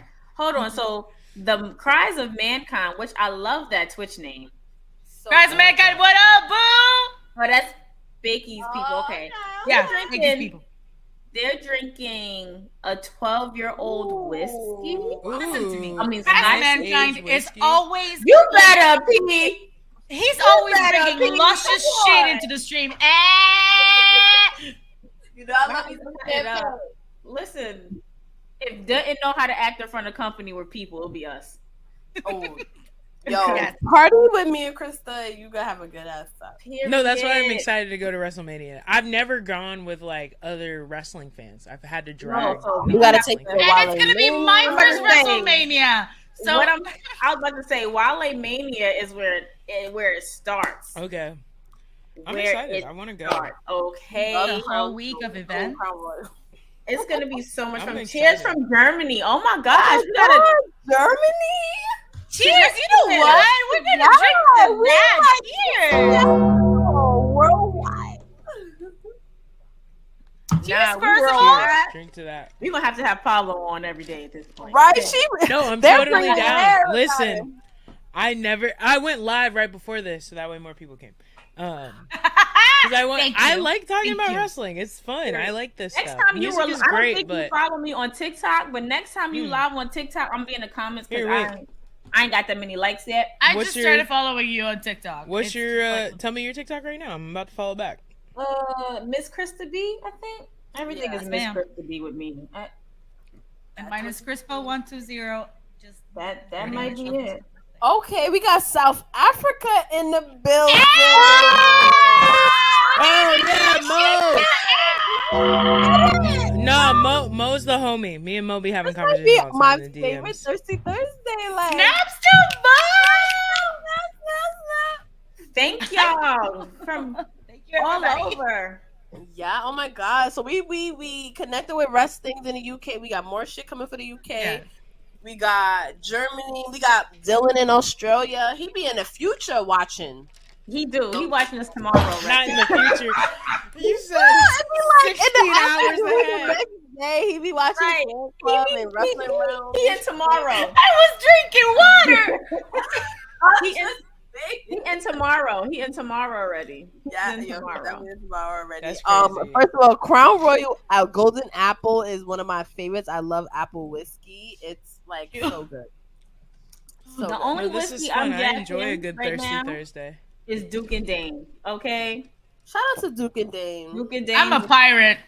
A salted caramel whiskey. I'm actually got invited to a dinner. He's coming.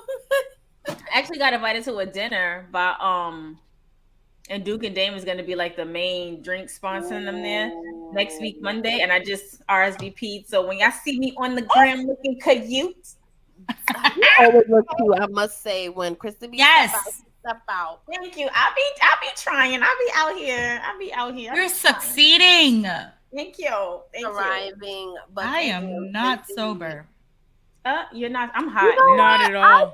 I'm looking at like a bottle of champagne that's like 3/4 finished, and I'm like, am I really gonna sit here and drink a bottle of champagne? Yes, you are. This is how deep that's happening. I just I'm this deep. She's like, let's toast. Let's. I just got a refill because I got my amazing husband. I love you. Hey, Greg. Everybody says, hey, Greg. Hey. So literally, this was like the last bit of the Oh my God, kid. Hey, Greg. This was the last bit of the Baileys that I had. So yeah. Listen, matter of fact, I think I just got a PR package for some crispy, some cookies. Like, are you about to do some unboxing here on our? No, I'm not. Thursday? No. All right. No, because I told him I'd make a video. Okay, that's fair. Everybody gotta follow Pablo to see how these cookies are, because I'm the cookies. It's like chocolate chip cookie liquor. Oh, I saw those on TikTok. I saw those cookies on TikTok. Yes, I wanted to try it so bad. Chocolate chip liquor. Yes, everybody Chocolate does their chip cookie reviews liquor. about them. Everybody does their reviews about them, and it's just like, oh my god, I need to try them. I think so. Hey, if y'all watching, and y'all want to send some to those wrestling girls, or we could unbox, let us know. I got you. Oh, Christ of mankind! What are you doing to me? I don't know. It's because I'm like drunk and high, but that sounds so good. Listen, I don't even like sweets like that, but I'm excited. Oh wait, a ribeye steak.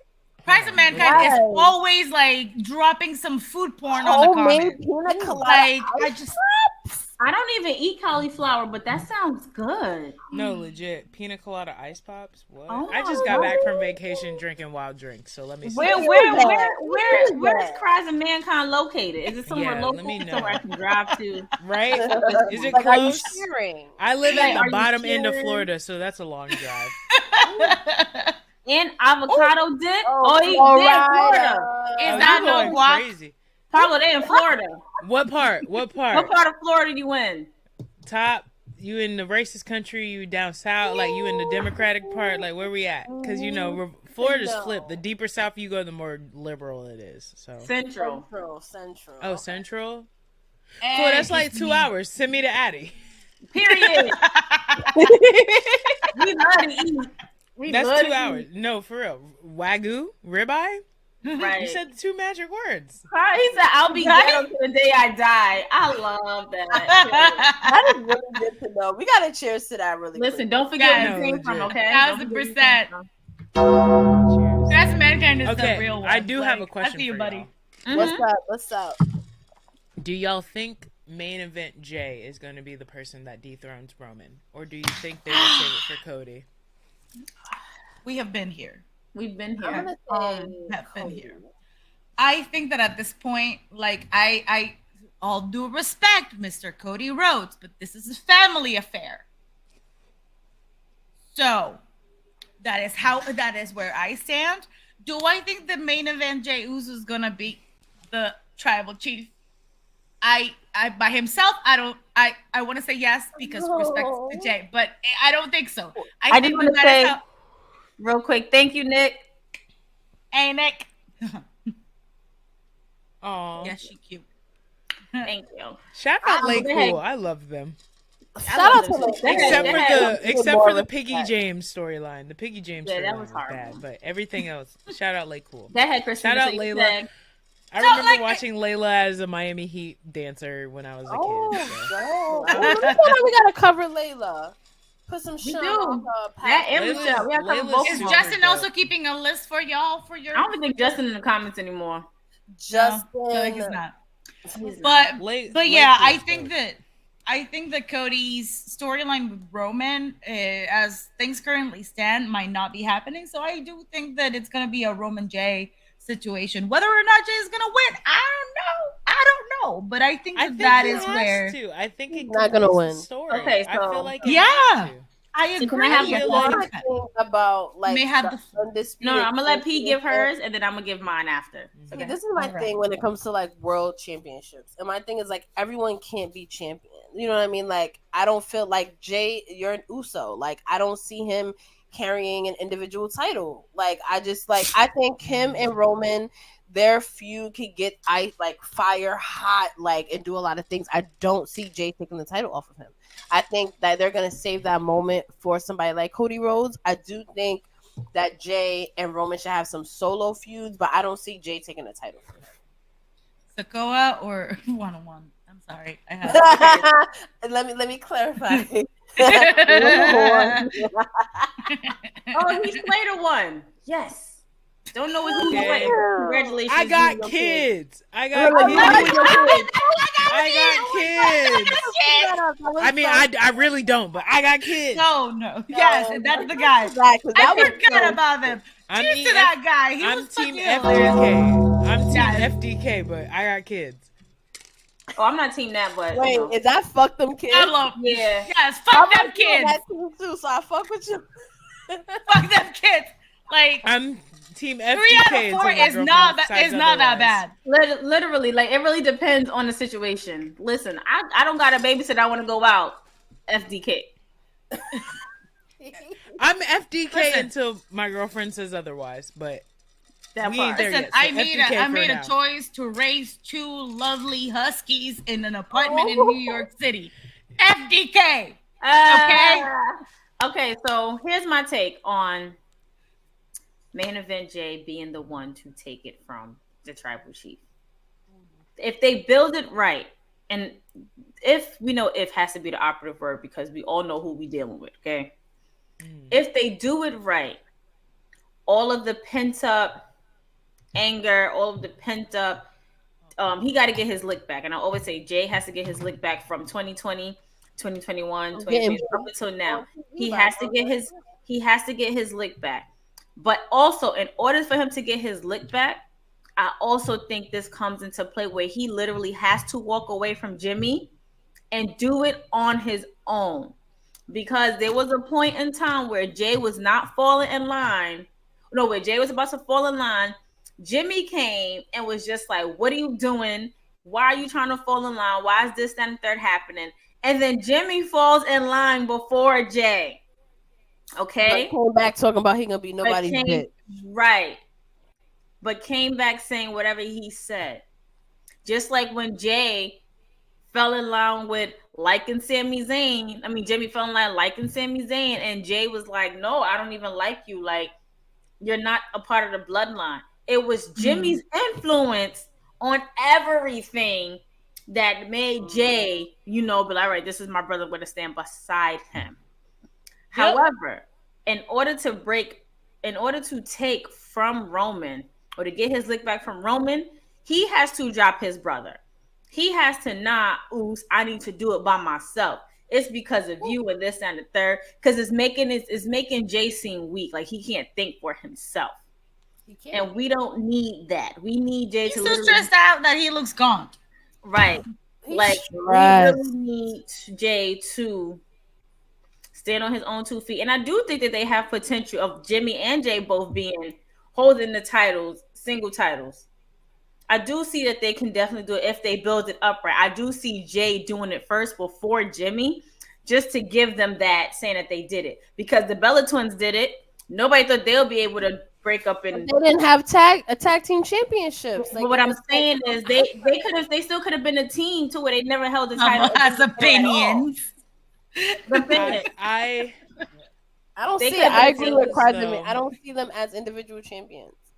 I see them as individual champions. I don't see them. I don't think that people would like be able to differentiate. I think because of the fact that Roman Reigns had made this Universal Champion something that you don't want to see that belt on anybody else.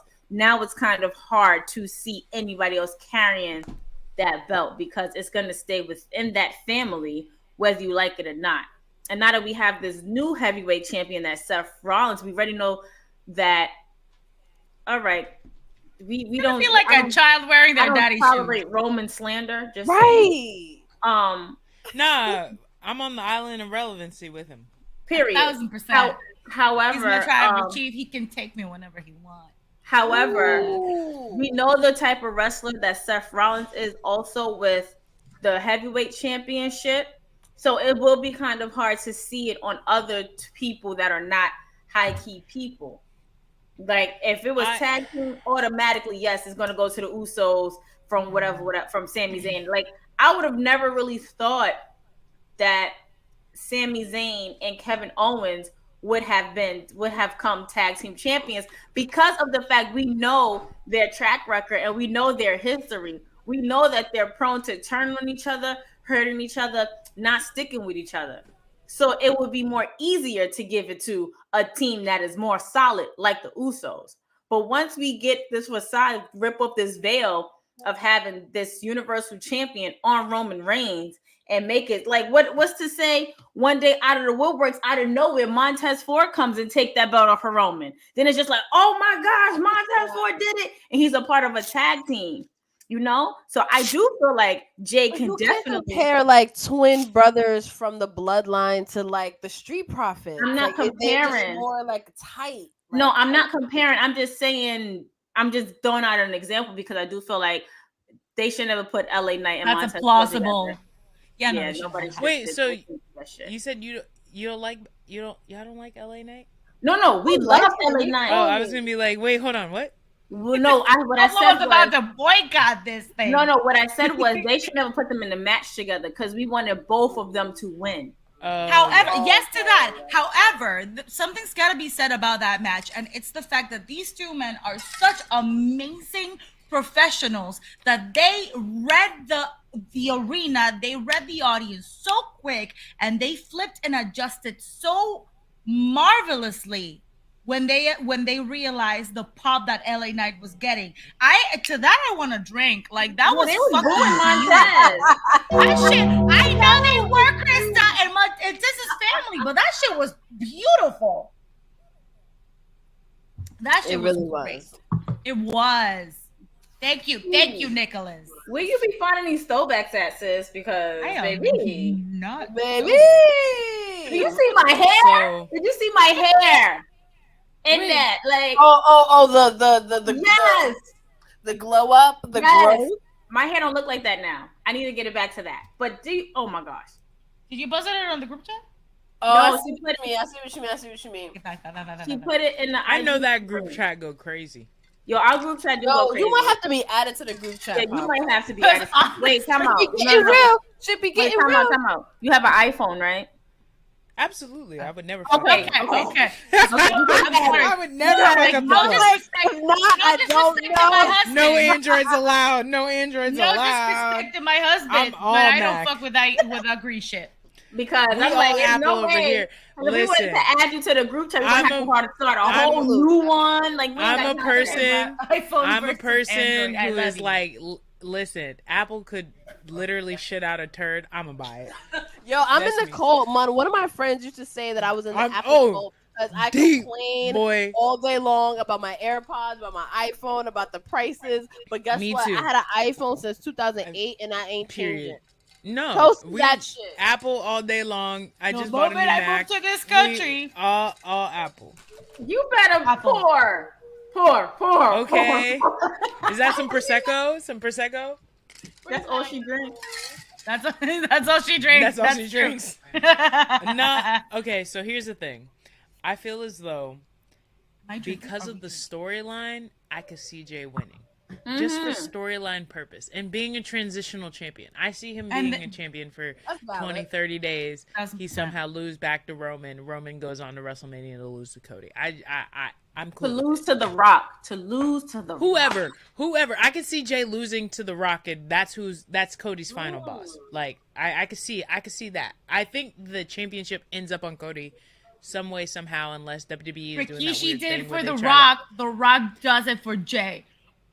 Ooh, that's actually kind of funny. Becky! Cheers to that! Yeah. Get that going, She did it for The Rock. Rock does it for Jay. Oh my god, I love this. As a favor. That interview is so meta. Has so many layers. Yo. Nah, I like that. I saw Christ Mankind. I saw. That literally I can see that happening. Y'all welcome. Oh my god. Maui for you. I just know the end.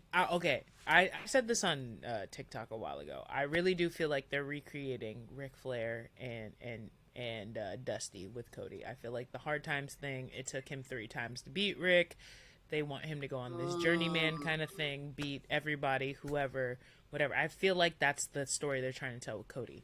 And I feel like it ends up with him beating, which kind of makes it weird now that they have the World Heavyweight, because that's the title that Dusty and Rick were kind of fighting, or the NWA / World Heavyweight, whatever.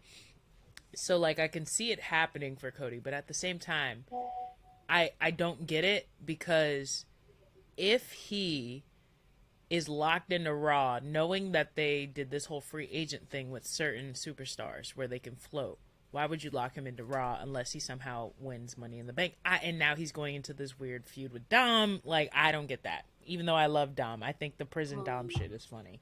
But like, hilarious. I don't understand how they're gonna get to Cody winning at WrestleMania 40. I don't get how they're. I'm gonna trust the process. You know, we gonna pretend we really like Philly and trust the process. But like, I just don't. Sorry, I had to throw in a dig. No, be great. But like, it's just like, like, I'm trying to figure out how we get to Cody winning, and like, I feel like while they're trying to tell his story, somehow Jay's got to do something to win. I think within the storyline, he has to win. It's okay, Pablo. We're gonna have like 5 main events. It's fine. No, right, that's what it's giving right now. What is it? Instead of a triple, a quadruple, a penta. No, tell me how you have a co-main event and there's only one match that goes on last. And then the first main event opens the match. What opens the show? No, legit. How do you have a co-main event when only one goes on last? Like, what? What is that? I definitely was just like, if y'all gonna have the only y'all can have a co-main event is if y'all have 2 rings side by side and they both fight at the same time. That's how I thought a co-main event was gonna go. Like 2 matches at the same time. Like I thought it was on. Yeah, I thought it was on some like 2 girls 1 cup. If it's like Wimbledon and you have them at 2 different arenas, don't do that shit. That's too good. I'm sorry. That's the only thing I can think of though. But I'm trying to figure out how they get there, and I'm like, but Cody beating Jay is not as cool as Cody beating Roman. Like, how does this happen? I'm gonna trust the process. I don't think Cody and Jay will cross paths. I really don't. Me either. Only way I feel like they will cross paths. Cross of mankind. They literally pour everything that they do into Roman into Jay. What did I miss? You're fine. Please continue. Please continue, Krista. I love how the violence is happening and then it's getting encouraged in the comments. And I want to say it's because Pablo's here, and I think you need to be on Thirsty Thursday all the time because I'm enjoying this so much. I'm definitely not going into that. Wait, hold on. We're not gonna go into that. We're not gonna go into that. Also, I think it was Lovely that asked on Twitter, and it went viral. Like, if anyone saw Human Centipede. And that's like 2 girls, 1 cup. Like, you just don't bring it up. Like, it's just Wait, hold on. I gotta take a bathroom break real quick. Same. So, shall we do a quick break? Yes, let's do a break and and go. I'm so sorry for the drama that I have caused now. And no, we love the drama. We'll be right back, y'all. So, what's up? What's your name? Justin. Krista B. Ebony. My name's Vaughn. It's Lawrence from 2.5 Bros. You know your favorite whole host, Mr. Hitter with the wee wee. Sean. Who do you want to fight? Or who do you think that you could beat in a wrestling match? The Miz. Why? Because I know. Is that it? Yeah, I got hands, that's why. I pick Spike Dudley. That's an easy match for me. I mean, Spike, he did some shit though. Like, you really. Nah, that's a fact. No, but I was smoking though. Me, personally, I was smoking. But like other people. Simple. Rey Mysterio, kick his ass. It's like, damn. Who's that flying? Maybe do it. Sasha Banks. Why? I'll beat that bitch up. God damn. That's why his Louis is 619. You don't know which area code he's in. Is he in the 212? Is he in the 619? I'll beat her. Why though? I'm from Brooklyn. Hey. You feel me? Damn, I was gonna say Brock Lesnar. I like the confidence. Like this. He's on some type of alcohol. He said Brock Lesnar. He's wilding like this nigga wasn't in the octagon or some shit. A wrestling match. You said a wrestling match, but definitely in a boxing match, I'm working Brock Lesnar. I'm working like I'm gonna keep it a buck with you. In a real boxing match with gloves and everything, hey, fuck with me, bro. Hey, I'm taking Zack Ryder. I'm going easy. Easy W. He's from Long Island. I'm in Brooklyn. Son, what's up? That's it. Yeah. The person I feel like that I could probably take on and beat in a match is definitely Emma. Emma came back. She did her thing, but I could take her.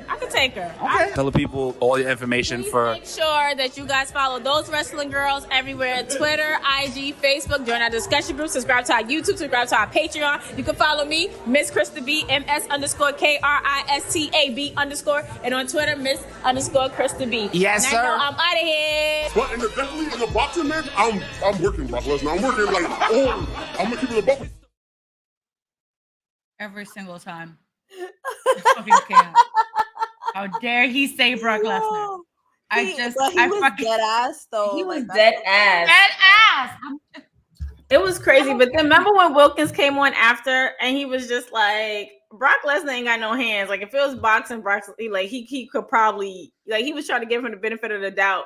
I'm just like, I better stop before he come pointing to Brock. I'm just saying he coming for Adam Pearce. That's Scrap Daddy. It's like you're talking shit about Shayna Baszler. I just for this We point love forward, Shayna for the Baszler. rest of my life, I am terrified that Shayna's gonna find that footage. Shayna Baszler is an honorary TWG. Oh my gosh, she Yes, really she is. fucking is. so She's an funny. honorary TWG. She said it. It's in the video. That's it. Krista B, Queen of Spades, Queen PR, Shayna B. That's it. She's an honorary TWG. Like, so there's no more Shayna Baszler saying over here, Becky. I'm sorry. No, that's fine. I'm gonna stay with my slander because I was first in line and she just cut the line. So I'm just saying, Shayna Baszler, much respect, but we got beef. And I know I started it. Listen, I know I Shayna, started it. As much as I love you, girl, I say 10 toes down for mine. I ride for mine. So I'm just saying, we cool, Shayna, but hey, I ride for mine. Have y'all seen the video of her on I think it's like Ultimate Fighter talking shit and then getting knocked out in like Yes. 10 seconds? Yes. It was on TikTok. Yes, it was like a reality show. Okay, so here, let me explain it. It was like a reality show. It was this girl. The opponent was 22 years old and Shayna was 32. Shayna was on Team Ronda and other girls on another team. And they was over here. Shayna was taunting, talking so much shit. So the other girl was staying quiet. You know, them quiet ones be the ones that got their hands. Watch out. When I tell you that the day of that match that came up, the day the match comes, they fighting or whatever, it was probably less than 5 minutes, I believe. And Pablo, correct me if I'm wrong. Mm-hmm. It was so quick to where the girl won, and Shayna and Ronda both started crying because Shayna was eliminated. Like, she was gone. She was gone. Bro, beat that ass. Beat that ass. She was Stone Cold say DTA, she was team DTA or BTA. Beat that ass. It reminds me that I don't know if you ever saw Queens of Comedy. Was it Queens of Comedy? No, it was Cat Williams, and he was like, shouldn't have been talking shit. That was that epitome right there. Like that was that because she got her ass beat. Yeah, she should have never said nothing.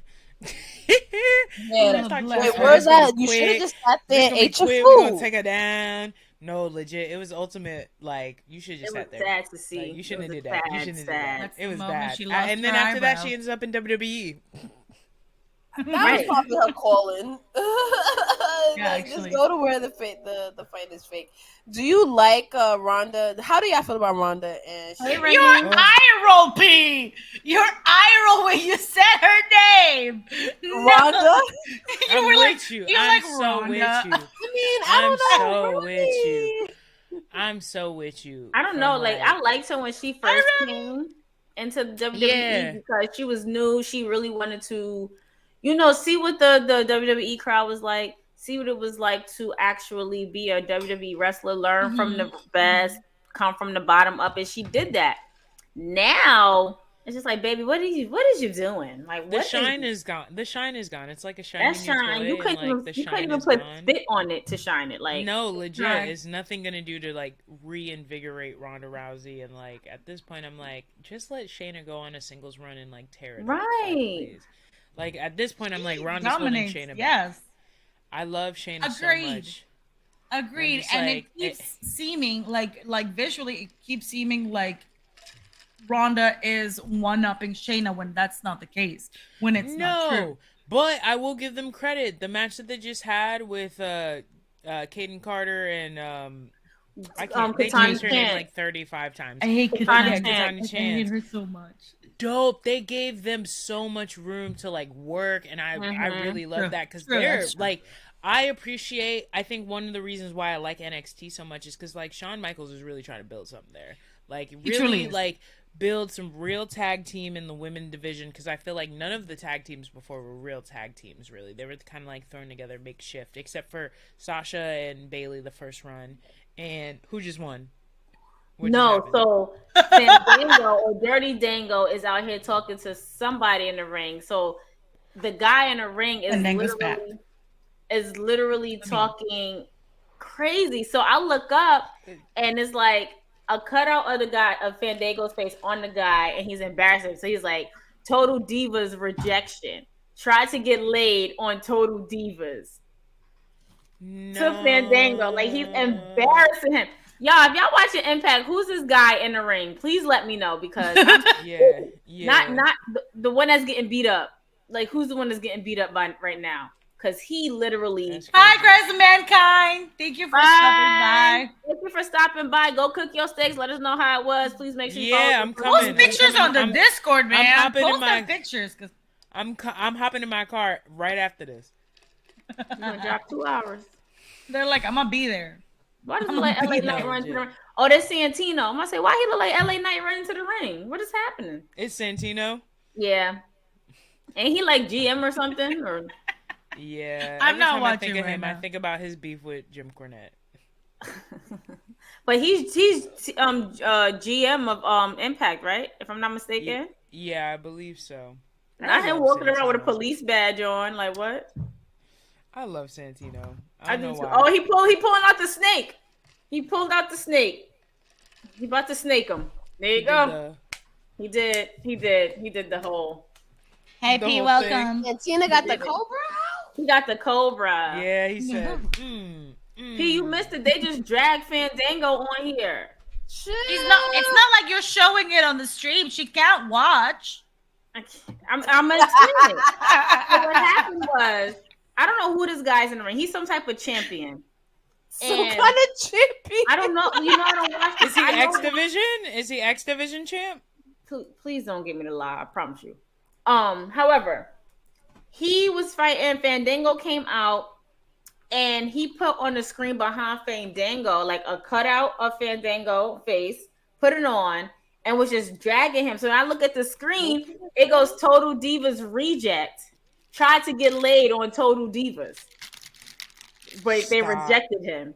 I said, "Oh my gosh!" So they dragged him, not them dragging Fandango or Dirty Dango or whatever Dango he wanted to be today. I don't like Dirty Dango. I wonder if it's Trey Miguel. Maybe he's white with like bleached blonde hair. Wait, you watch a little bit of everything, Pablo. What list all the promotions you watch? Because you seem to know everything.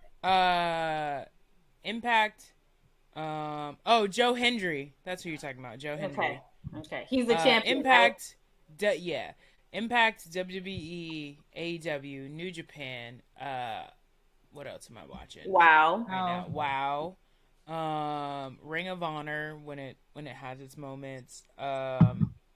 I keep up with PWG, CZW because I'm a big Zack Ryder fan. Matt Cardona. Yes, me too.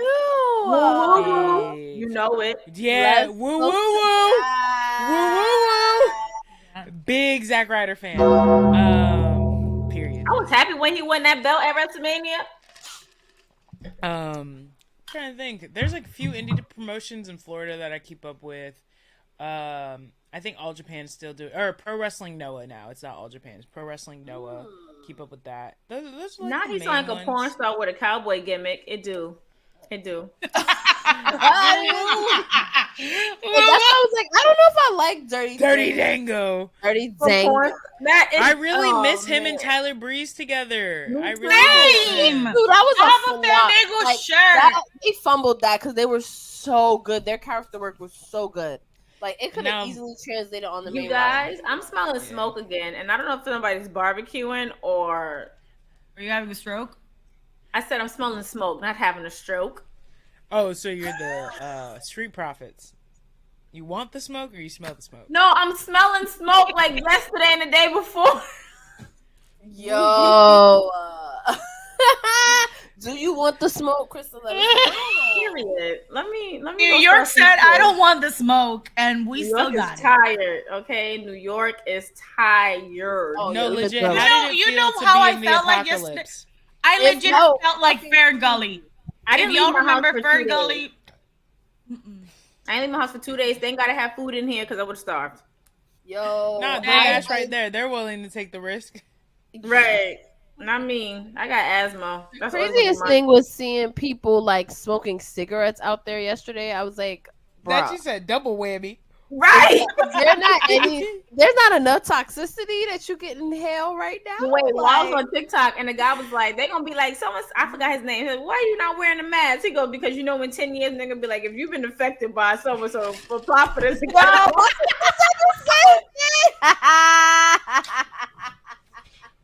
No, legit. If you have mesothelioma, head ass.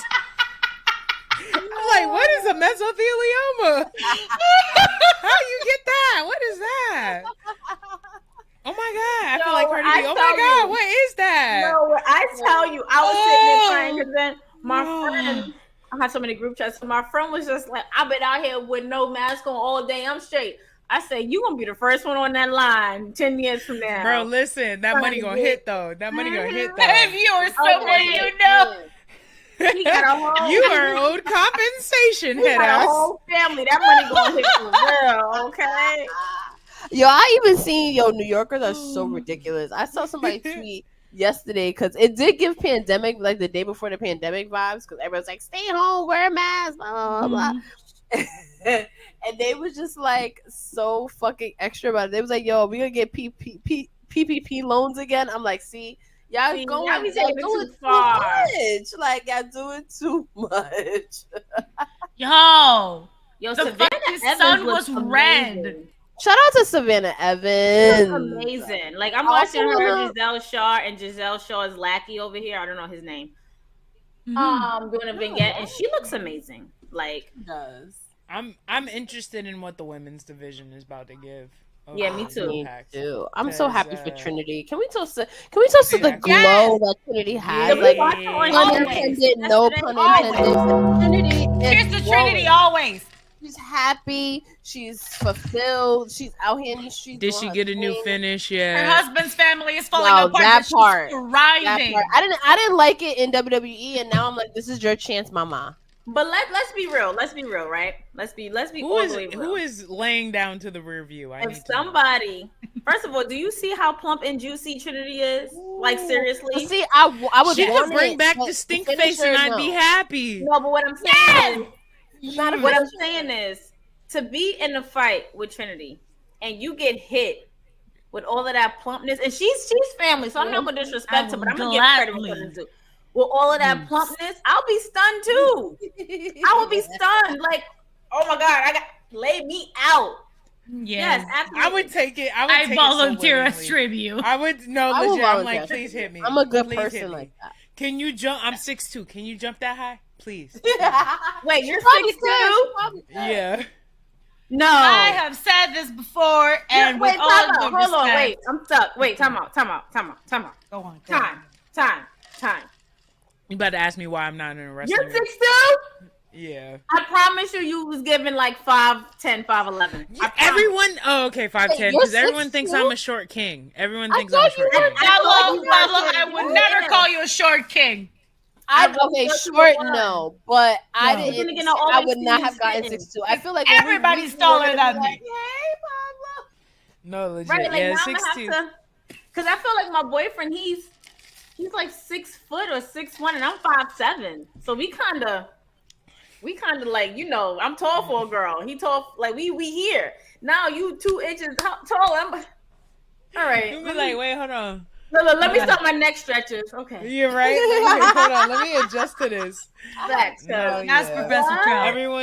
Everyone thinks I'm like 6'2", or thinks I'm like 5'5", and I'm like, I would have looked like 5'8". Everyone's like, oh, I thought you needed assistance riding go-karts. What? Whoa, see, that's a bit. I'm like, whoa, I really gave Short King energy like that. I really gave that. No, you did not. We've never seen you standing. Like, every time you're on live, you're always sitting. Right now, you're always sitting. So if you would have walked up to me at WrestleMania and be like, "Oh, Krista B, what up? Hold up, who you?" Because you got to go like this, be like, "Oh, Pablo, okay. Pablo, that's you up there. How's the air? Is it good? How's the air? No, legit. Better quality. In New York, it's bad. In New York, it's bad. New York is ass. It's ass. Out here, we need help. SOS. New York looks like how Florida actually feels. Yo, no. Yo, I was thinking, I'm just like, this is what usually happens in Florida. This is what usually happens in That's some real Florida shit going on up there. This is real Florida shit. Just wild. It's the wild, wild west. People just outside for no reason. Like, okay, I never seen. Wow, I knew New Yorkers be outside, but not like that. They trying to keep us in the house. They try to keep us in the house. Yeah, wow. And by the rate they going, I have no problem. People just breaking the rules like Florida. Right. I have no problem saying. Yo, that's what I think about when I think of Florida is during the pandemic, how they did not care. They said, fuck your mask mandate, fuck your vaccine shit. We doing what the fuck we want to do. They said we outside. How about that? It really felt like the Cash Me Outside girl. Still had spring break. That's bold. When I tell y'all, having spring break during a pandemic is why bold. You think everybody moved here? Why you think Ron DeSantis got reelected? Because everybody was like, no rules. I'm in that bitch. Everybody was in Miami. Everybody was lit, and I'm sitting in the house. Everyone's like, we do not care. Everybody was like, I was making my sourdough. I was playing my Animal Crossing. Legit. I was, I was like trimming plants. We started growing the weed. No, Florida was like, so club? Yo, Florida. So wait, during the pandemic, do y'all remember like when we didn't know what to do? So like when we started getting our checks, the crazy stuff that we started to buy. Oh, listen. Like I literally have.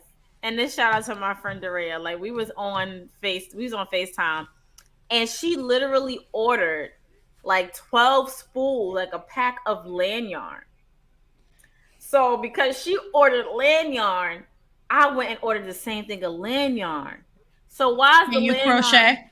Why were you randomly picking up arts and crafts? Yo, when we were younger, we used to do that. Like our second grade teacher, she used to do it all the time. So we used to do it. Like my second grade teacher used to make like actual butterflies out the butterfly stitch. And like, so now I'm just sitting here. I have a whole Etsy shit. Yeah, I have a whole shadow box on my wall. And one day my boyfriend was just like, yo, I just realized like you definitely have lanyard sitting in your shadow box.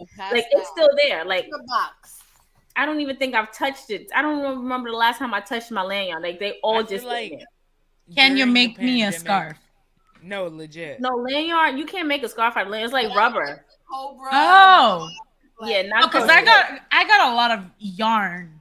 No, I don't have yarn. I have lanyard. Give me like a lanyard rock or something like that. I need that. Like a keychain, like a little keychain moment. Can I ask y'all a question? Of course. Yes.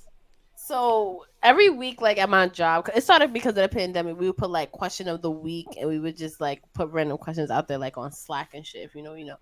And the one last week was, what is something that the team doesn't know about you? So I always have a go-to being a twin because I never work with my twin. So normally in those settings, I can be like, oh, you didn't know this about me, blah, blah, blah. But like, what is something that I don't know about y'all? Pablo, obviously you're new to the family. But what's like a random thing? It could be wrestling related that we probably don't know about y'all. I want to know. I want to know. You said it could be wrestling related, or it doesn't have to be wrestling related. It can be wrestling related or not. I'm just curious. Because what I liked about Pablo's interview was that we got to know like somebody that is a lifelong wrestling fan that's not a part of our community already.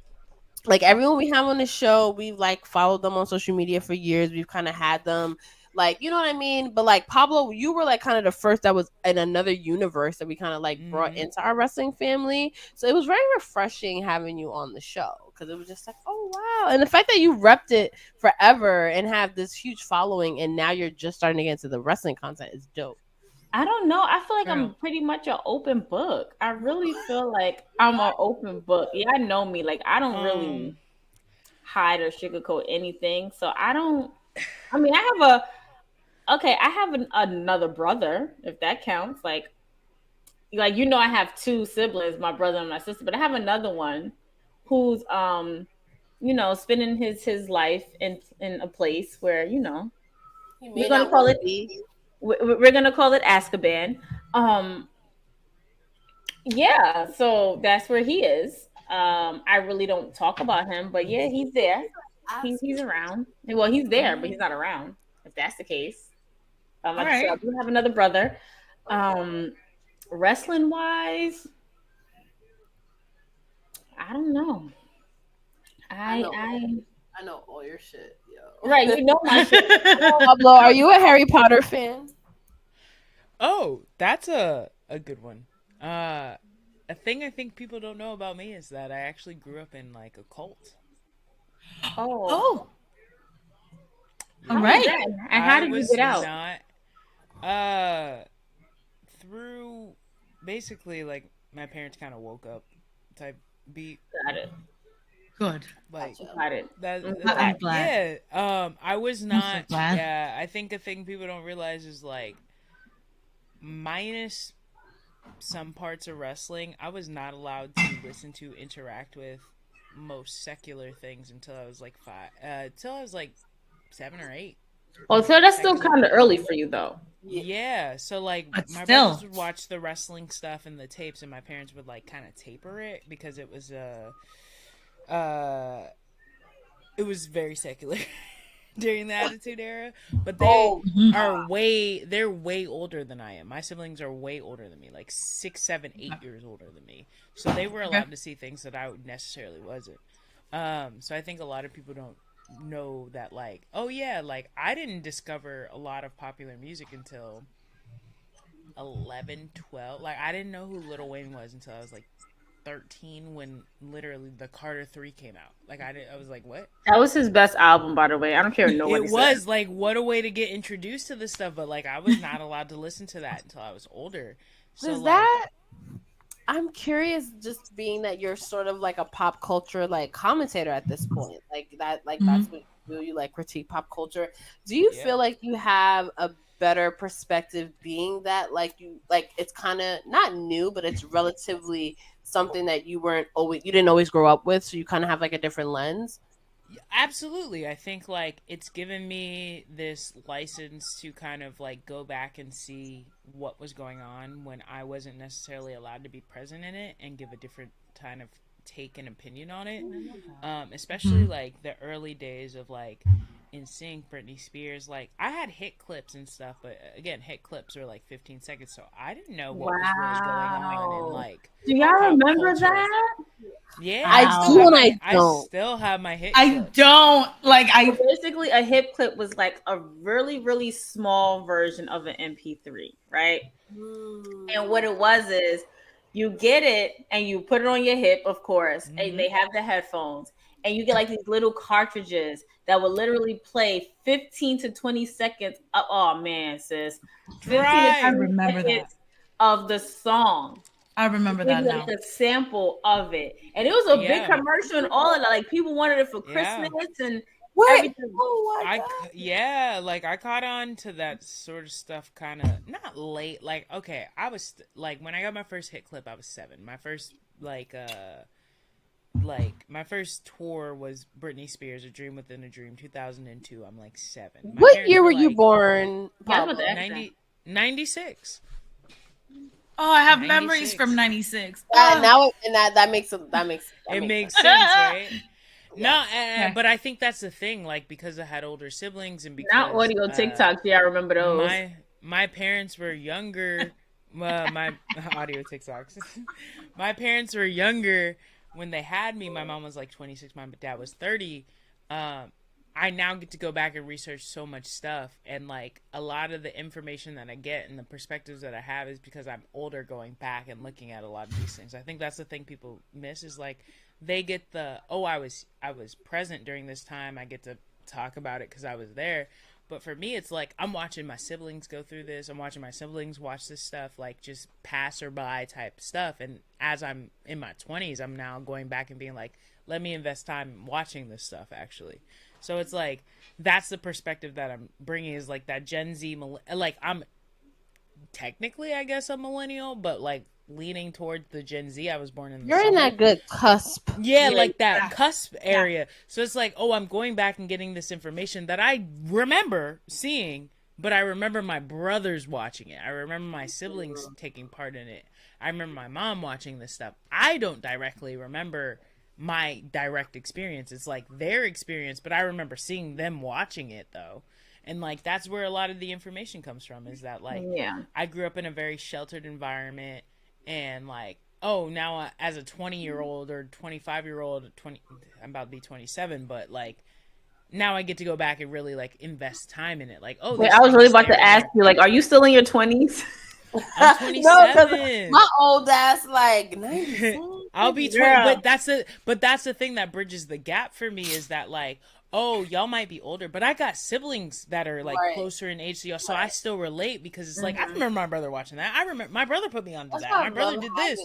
Siblings. Yeah, like that was the gem. Granted, I don't talk to them no more, but like that was the gem. Is like my siblings put me onto that. Like when you said the Azkaban thing, we see each other. What house are you? What Hogwarts house are you? Real quick. I don't even know because I wasn't allowed to watch it. I wasn't. Now we gotta like, figure that out was Let's get them that quiz. That was on that.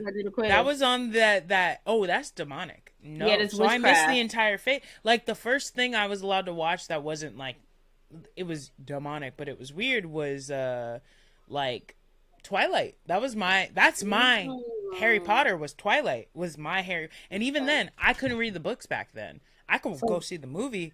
But books, no. And like the Hunger Games, those are the first two. And Blade Runner, like those are my series. So Twilight came out in 2009. So he was like what? I feel so fucking old. I was I was 12, 13. I was 12, 13 in that time. I was born in 96, so like 12, 13 during that time. What was it? I remember lending my book to my boss. And I know that here in this country, people start working at like 13. I was 20. I have the book. I went to see the second one. What's the name? New Moon? I don't fucking remember. I went to see that Thursday with my coworkers at an AMC in Florida, in Orlando. Because I was working at Disney. My family was like, nah, you can't really watch that though. I mean, you can't read it. You can go watch the movie though. I know your friends are crazy about it. Like, go see the movie. And like, for me, I don't got no attachment to it, but like, I'm gonna watch it. And then I fell in love with the series after watching Twilight. Like, I was like, oh my god, this is like the greatest thing. Now I see what people see in Harry Potter. Like, I miss the Harry Potter shit. So like, listen, if you got Max, you go watch it. Legit, because to this day, that's my next thing is like, oh, I'm gonna go back and watch Harry Potter as like a person who was not allowed to, who was told that this stuff was like inherently evil, like this is witchcraft. Like that's what I'm growing up in, is like, this is witchcraft. You cannot watch that. Absolutely not. Somebody's got it on their TV, walk out the room. It's crazy because you say it's crazy because I went to a Catholic high school. Bye. I went to a Catholic elementary into middle school, junior high school, because my Catholic school went from kindergarten to 8th grade. So I was there from 1st grade to 8th grade. And I was in 8th grade.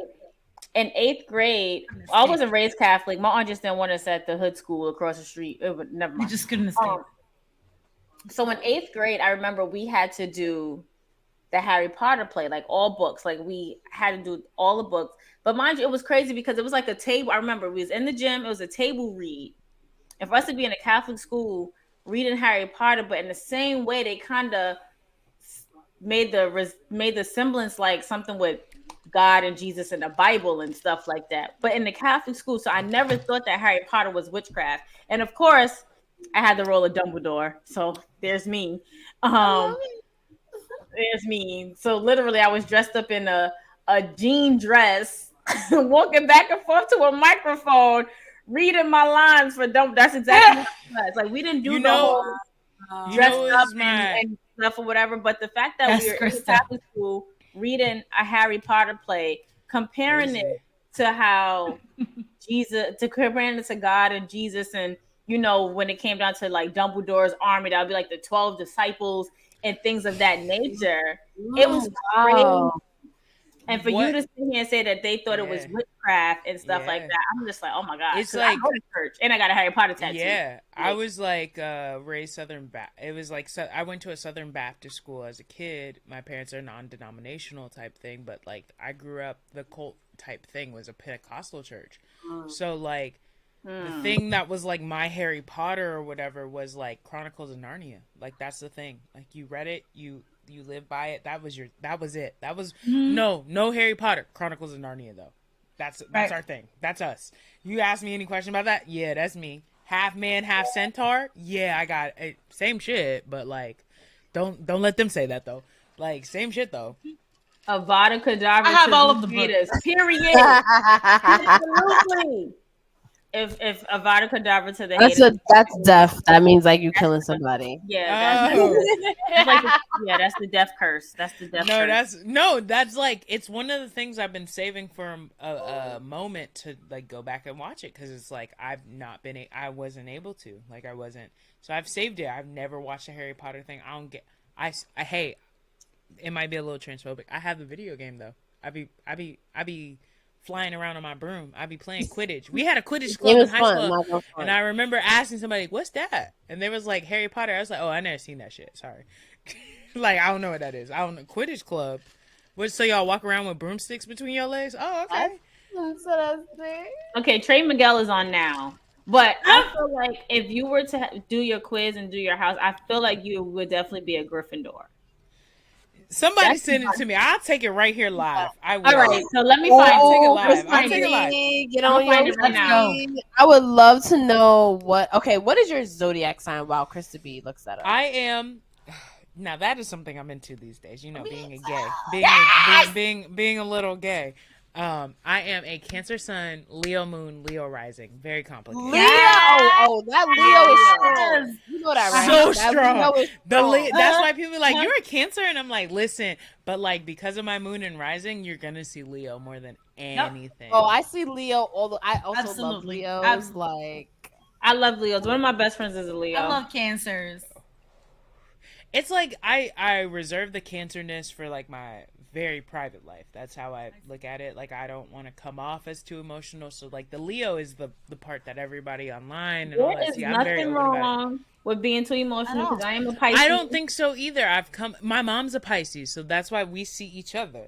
My mom's a Pisces, so like wait, is she a February Pisces or March Pisces? A February Pisces. They different. They are. So she's very much they like are different. Strong. I think every month they are. She's a very strong front, but like she's a very soft and emotional person behind everything. But like up front, you're gonna get this harder exterior. But like me and her, we see each other. I love me a good Pisces. Like we be vibing. Love a Pisces. All right, I'm sending it to your IG right now. All right. So Pablo's gonna find out what Hogwarts house that they are in. I'm so curious. So I am Ravenclaw, by the way. Christina, I know you don't particularly love Harry Potter right now, but do you remember what house you're in? Very much so, because I have so much merch. I am a Hufflepuff through and through. Okay.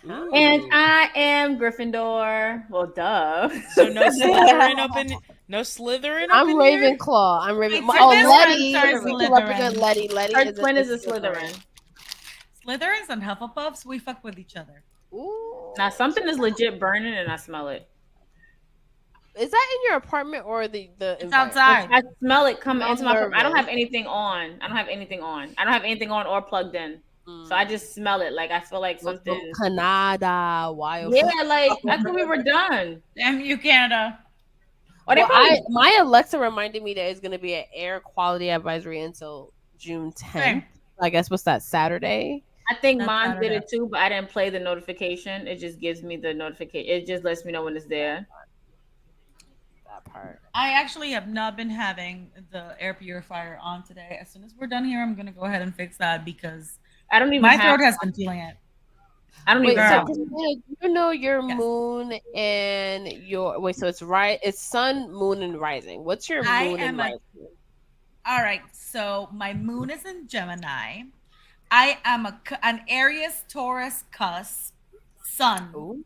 But my moon is in Gemini and my rising is in Cancer. Ooh, oh my God. Yo, so Cancers, like, I feel like Pablo, you even mentioned a little bit of the negative connotation that like Cancers have about being emotional. But there also is a side of Cancers that are so like family oriented. They love their relationships with people. They love. They're very Cancers are ride or die ass. They are. You guys deal with the craziness, but shout out to I think I have about like 3 Cancers in my life. First of all, Bay. Shout out Chris. Yes. His birthday's coming up. Oh my God, y'all gonna be together forever. We are. We've technically been.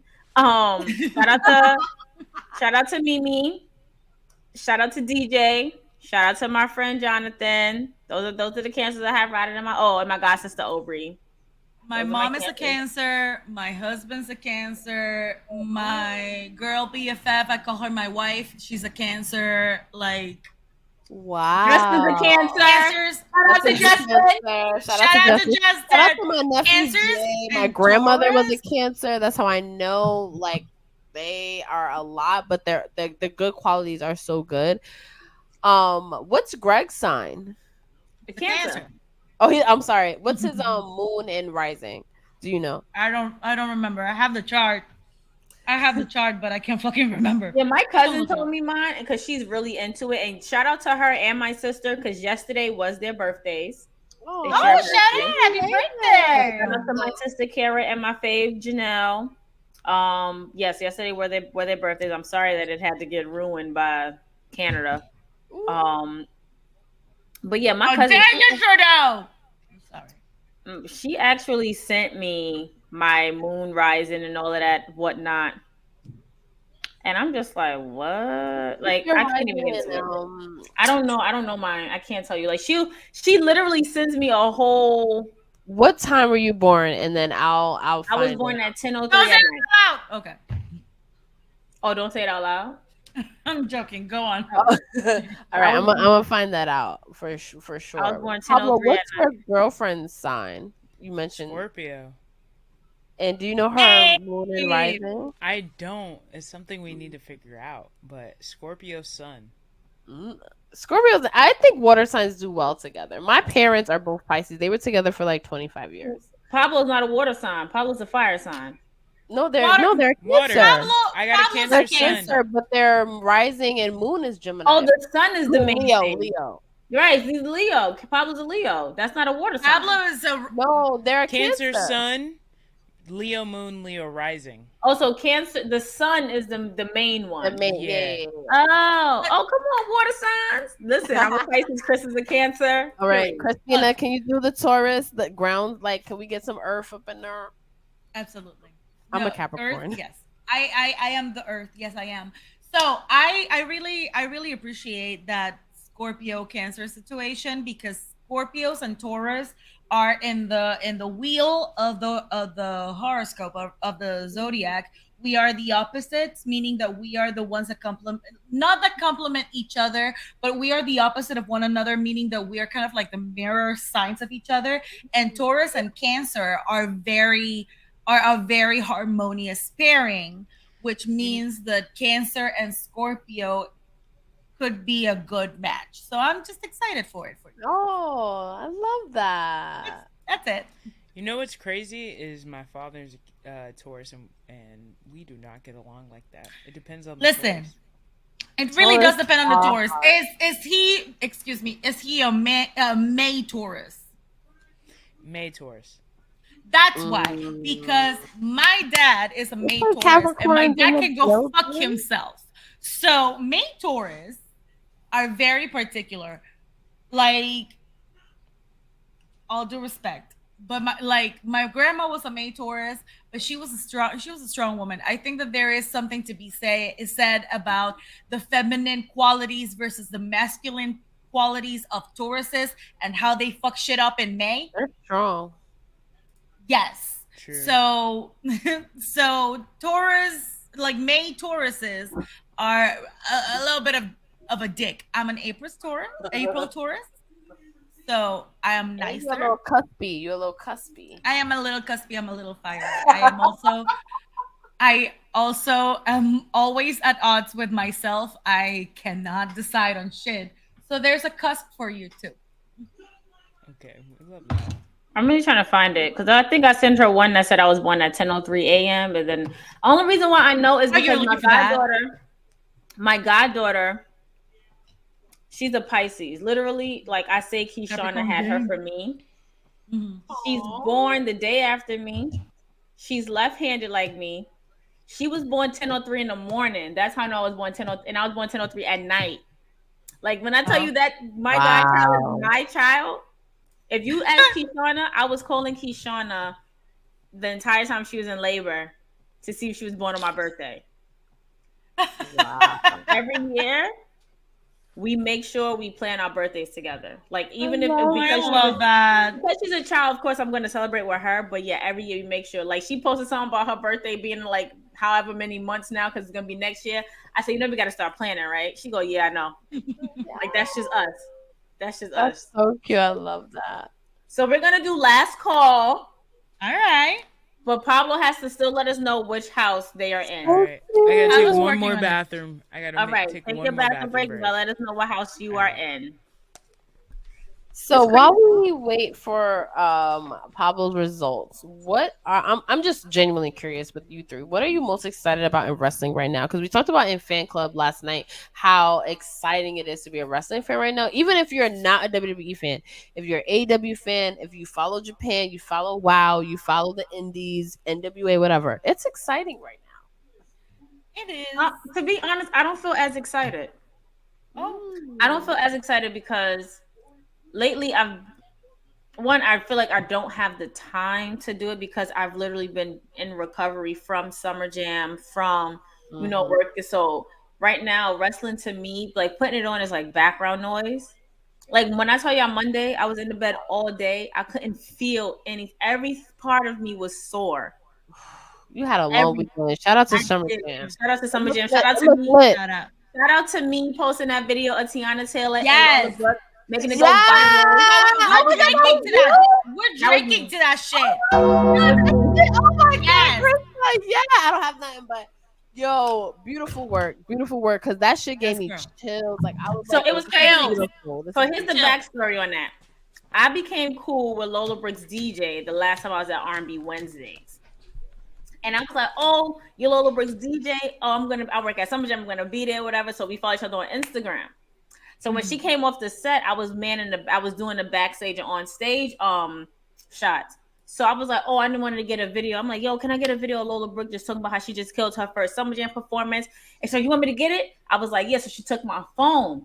So next thing you know, Tiana Taylor comes out from out the pit, runs to Lola Brooke and hugs her. And I was like, yo, just get that. And she recorded and took it on my phone and caught that, and I posted it. It went crazy. Definitely went viral. Shout out to you. That's amazing. I love hearing for Black women or just in general, like that support and that I love shit like that. I love that. But yeah, like I was saying, I haven't really been excited for wrestling because I'm still kind of trying to get back to where I was. I am excited for what we have going on as not just as me and you as TWG, but as TWG the brand. Right. Like with all of us, like what we all have going on in the group chat, like what we got going on. I'm excited for Trinity, and she's flourishing right now.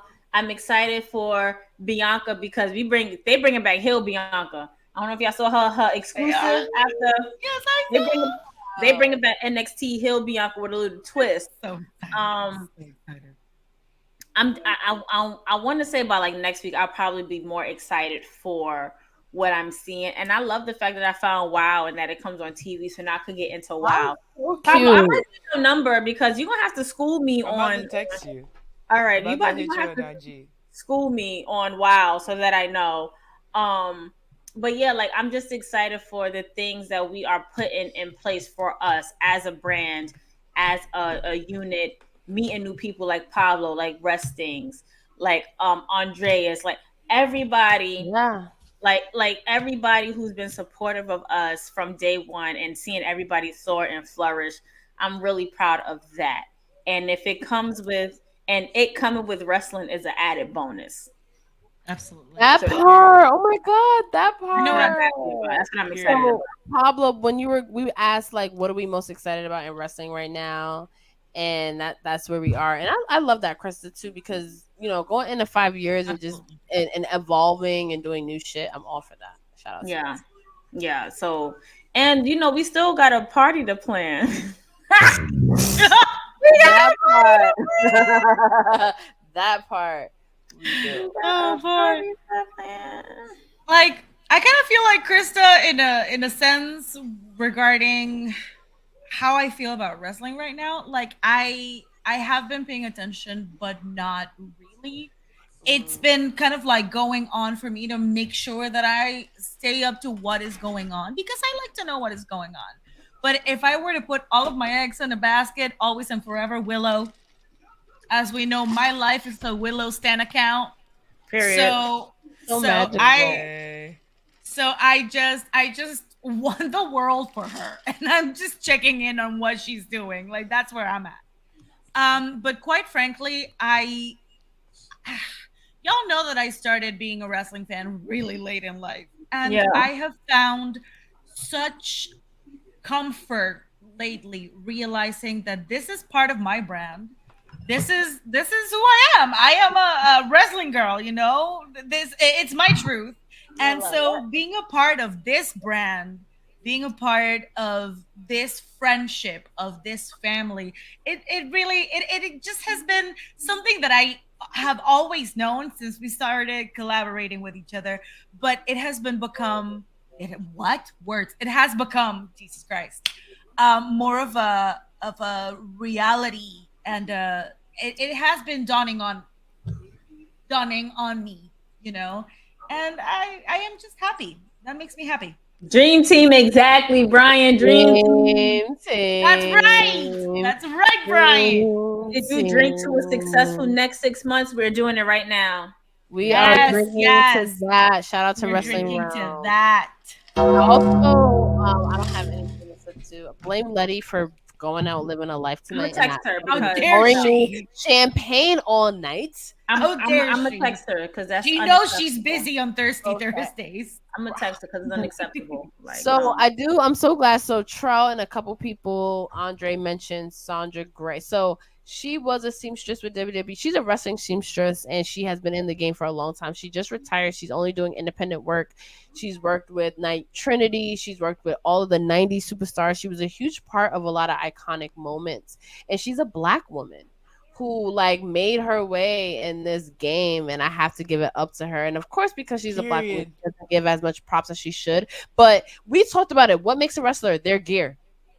Right? And without Sandra Gray's innovation, she did the fucking the drip graffiti for Scott Hall. Thank you. So let's fucking toast a couple times for Sandra. Yes, we fucking are. Total Diva cameo. Part of wrestling history, and we gonna she give did the her glow stuff for hair. Trin, and another yeah. Speaking of another one. Trinity and Diana are on right now talking about their attack from last week Thursday from Giselle and they're talking about it now. I gotta join that Discord too while I'm at it. Yes. And we know that Trinity and Deanna have a match at Slammiversary for the Impact for the Knockouts Women's Champion. That I know is going to be lit. I'm so glad Trinity has new partners that we've never seen her wrestle against. That's so cool. I just want everybody to know that Christ of Mankind just shared the Wagyu on the Discord, and this shit you put it in the group chat. Amazing. Let me just I can. Thank you. So Pablo, what house are you in? All right, y'all. I am officially make sure I get this right. I am a Hufflepuff. Yes! I knew it! I had a feeling deep in my heart. I will say, based on the description, very accurate. Okay. I feel like the fire in me is I'm a Slytherin. I know them the gutter ass bitches. But we all have a main Hogwarts house, and then there's a rising Hogwarts house. Okay. I feel like the Leo in me rising. Period. I am a Hufflepuff with a Gryffindor rising. The Leo in me is saying Slytherin, but the sun is saying very much a Hufflepuff. I feel this so hard. Yes. I mean, Harry could have gone in Slytherin or Gryffindor, so I feel like there's some cuspy energy going on. Always. The same was with Hermione with Gryffindor or Ravenclaw. So she could have easily been a Ravenclaw too. So Hermione definitely could have been a Ravenclaw. That's valid. So we have a question for you. This is literally just your Slytherin, something that came up. So we have Thirsty Thursdays every second Thursday of the month. Yes. And we was wondering if you wanted to be our official 4th member of Thursday Thursday. Oh my God. You know what's crazy? I was gonna text you and be like, can I come back and win? Because like, I'm having fun. I'm down. Listen. It's official! Y'all were talking about what you're most excited for in wrestling. Number one, the Bianca Hill turn. I've been a Bianca stan since way back NXT days. Like that's my queen. That's my number one right there. Like every week I get a comment at the gym about my t-shirt, my Bianca Belair t-shirt. So like that is number one. But the number two thing was like I don't have friends, which is crazy. The first person to ever follow me from wrestling world Twitter is Brian from Wrestling Realm. Brian Wallace. Brian was the first person to follow me.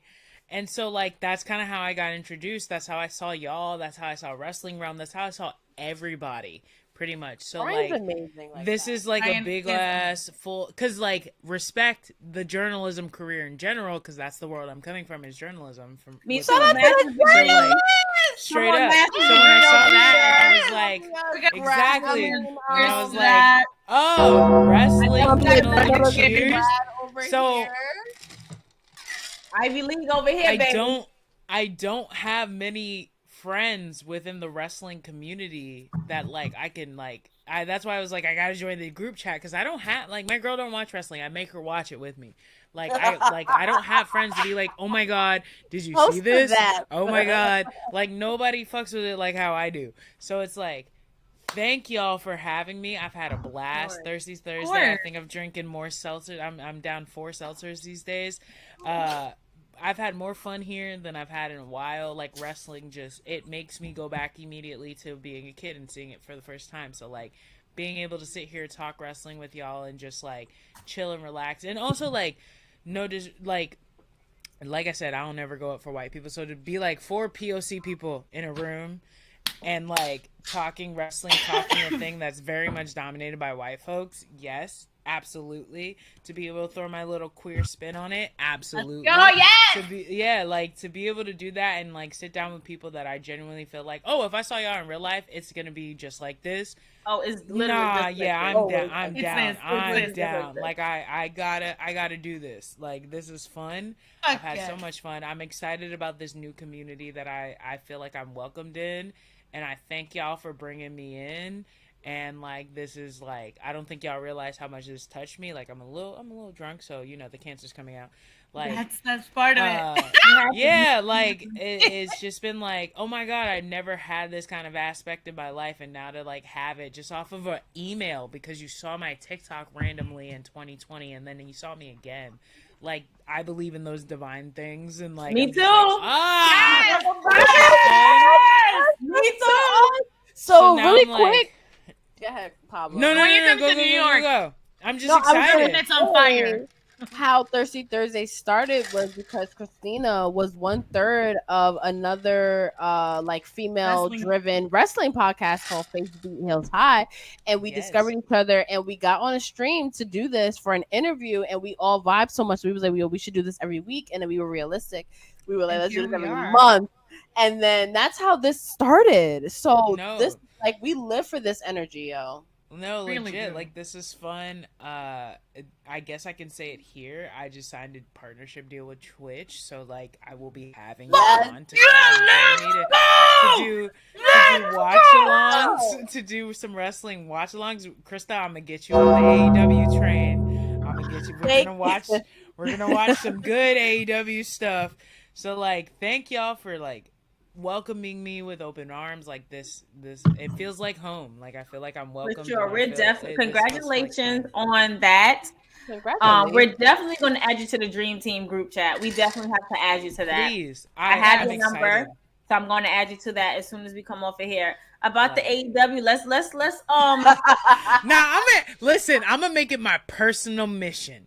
I'm gonna be like, we're gonna watch Double or Nothing 2019 together, and you tell me you aren't obsessed with this. So you know we're how gonna they say watch Cody. We're gonna I gotta show you one match, Cody versus Dustin, and we're gonna be like, I saw that match. I love that match. I love that match. We're gonna watch Jon Moxley interrupt Kenny and Chris Jericho. We're gonna be obsessed. See, here's my thing. Pablo, I never had a problem with AEW in the beginning because when AEW first came out, I was the one live tweeting from our TWG account. P was not watching it. So somewhere along the lines, after they literally juked us with this whole, we got the women's division and we gonna listen. I'm on a mission to get in there and fix it. I'm on a mission to fix that. Look at Brian's comment. I used to watch it, and I definitely used to go on his show and talk about it. Like, it's somewhere around this time now where I'm just like, really? I thought y'all really wanted better for me. Break It Down was one of my faves. I saw you on Break It Down. Break It Down is one of my faves. Break It Down is one of my Brian, bring it back because Break It Down is one of my Brian faves. Brian is so Hollywood, like, oh my gosh. Like, I was gonna say, I know he blew up and everything, but Break It Down is still one of my faves. It's really like Brian. I would see it when I was on Twitter because I ain't on there no more. I would see the Break It Down clips and I was like, yep, yes, we with this. Impact has always, whoever said this, Impact has always had the best women's division. Gail Kim is proof of that. Gail Kim, 100%. Sure. But yeah, I was watching the clip with Gail Kim and I sent it to P. And she just did amazing. And that's when it was a clip where Gail Kim came out to talk about whatever she was talking about. She got attacked and Awesome Kong came to save her. Listen, the two legends. That was the first time I ever saw myself in wrestling. I was like, Awesome Kong, Kia Stevens. I'm watching any and everything you do. Kia Stevens, 2000, I think it was like 7, 8. And I was like, oh my God, me. That's me. If I were to do wrestling, it's me. And like, I was hooked. ODB, me in real life is ODB. Like, oh my goodness, I was just talking about ODB. We talked about ODB like last week. They ODB is me. They're talking about ODB. The whole thing, me. That's my vibe. That's my energy. So like, to be able to be a part of something that like is as cool as this, as fun as this. Thank y'all. Like I appreciate y'all. I don't think you know how much this means for my inner child. Like this is on some healing shit. Like this is like oh my God. Love that. Yeah. Oh my God, I just had goosebumps. Like that's why we do this shit, yo. Like seriously, for this, like the moments like this when 3 years ago we connected with Christina and Jaree and then we were like, yo, this is everything. Like this is yeah, no, this is that for me. Like I said, I feel like it's always been like a guys club, and like while I definitely fit in that in between area, it's like I want to see some women. But Pablo, you're not a British white man, and for a while, those are the only people that were making popular wrestling content platforms for a long. And I know that because I got back into wrestling in my 20s in like the 2013, 2014, and in my mind I was being like, wait, are they the only ones that make like content commenting on wrestling? No, legit. This shit has bled so much that I've sold like partnership deals based on let me talk about wrestling, please, because like there's just not enough women. There's not enough black people talking about wrestling. We love this shit. This shit, like you see it in rap music all the time. We love wrestling. This is our thing. 100%. Like this is us. And so like to be able to like be in a space where like, you know, it's all POC people talking about wrestling, giving our vantage point, being able to call shit out like the shit that happened at Double or Nothing and stuff like that. And being like, no, that's fucked up. Do better. Like stuff like that. And for people to hear that, like that's very important to me. Like I being able to be like, Chris Jericho, you're a jackass. Like we saw you at January 6th. We saw you. Valid. Young Bucks, y'all are jackasses. What are you doing? Like, come on, bro. Like to be able to be in a space where like that's an accepted opinion is like very important to me. And so like thank you. I really, really, really thank y'all. But I like your perspective, Pablo, because we've been on wrestling Twitter for a few years now and it can get so divisive and so tribalistic. But one thing like in our interview that we talked about was like your first wrestling memory is like Chris Jericho's debut. Right. Yeah. But like we can still comment on that and still be like, oh shit, I hate the fact that like I hate his politics now. We're able to have that conversation. You're an AEW truther and fan, but we were able to have a constructive conversation about that. We're having fun with like convincing Krista to come to a show, but we're not like dead serious. Like, Krista, if you don't like AEW, you know what I mean? Like, it's refreshing. Y'all are dead serious about getting into a show. Y'all are dead set. Yeah, but I'm not gonna say, I say truther. I say truther over tribalistic because like I told y'all in the interview, I grew up on everything. Like my brothers were giving me tapes on things that like people in North America weren't watching. Like they're like, go watch Jim Cornette interviews, go watch it. Know that he's a trash human at the root of it all. Know that Dave Meltzer is very biased, but like go watch it and like form your own opinion on these things. And like I think being able to have a space where you can accept the things that are out there for what they are, but still formulate your own opinion is important in everything. Music, culture, all of that. Like, and especially in this online space where everybody has a platform to give their opinions, good, bad, or whatever.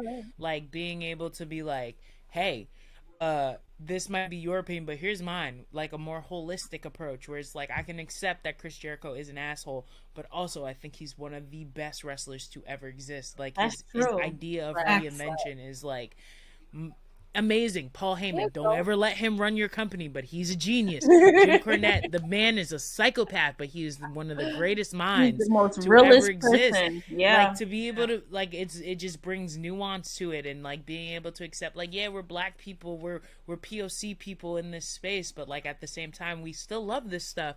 Even if Vince McMahon was saying the N-word in 2006, like we still love this stuff. Like this stuff, there's a space where you can exist in the in between, like. Being able to have that wrestling at the end of the day is fun and it brings people together. It's like it's like true. I always say thank you, Nicholas, for that. Music to me is everything. Like it is a space where everybody can exist. You see I've had the privilege to go overseas and watch shows. People that don't speak English know every song in a full fucking foreign language to them. Native to me but foreign to them. Wrestling is the same way. At the end of the day, it is to me the highest form of entertainment because it combines the storytelling aspects of everything else with a physical storytelling, which no other medium can offer you. Like it is that's how important this like space and world is to me. And even now, like while I'm rewatching the Attitude Era and I'm like, ooh, that's not the best, but like I'm gonna take it for what it was. You know better, you do better. You know better, you do better. And like hopefully that's what they do under Triple H kind of Vince now, but like it's that same kind of vibe. Like, and like I said, I'm just very appreciative to have this whole space and be able to talk to y'all and be like, oh my god, like other people like this stuff that everybody else tells me is fake is dope. So thank y'all. Like I don't think I will say it a billion times. I'll never be like, I'm very, very grateful. Like this is I'm literally gonna call my girlfriend and be like, I had the best fucking time ever. Oh, yay! We're gonna drink to that. That's the last call of the night.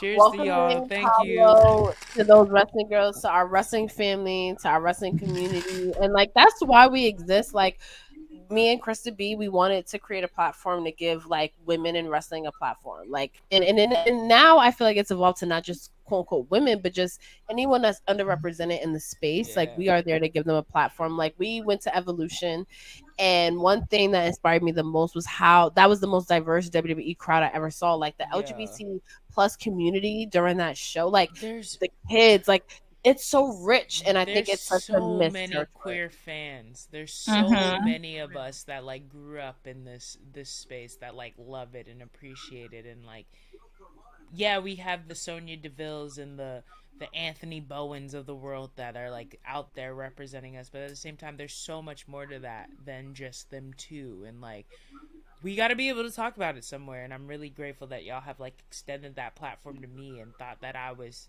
Like honestly, I'm just like, oh, y'all think I'm cool enough to come on here? Thank you. Like, first of all,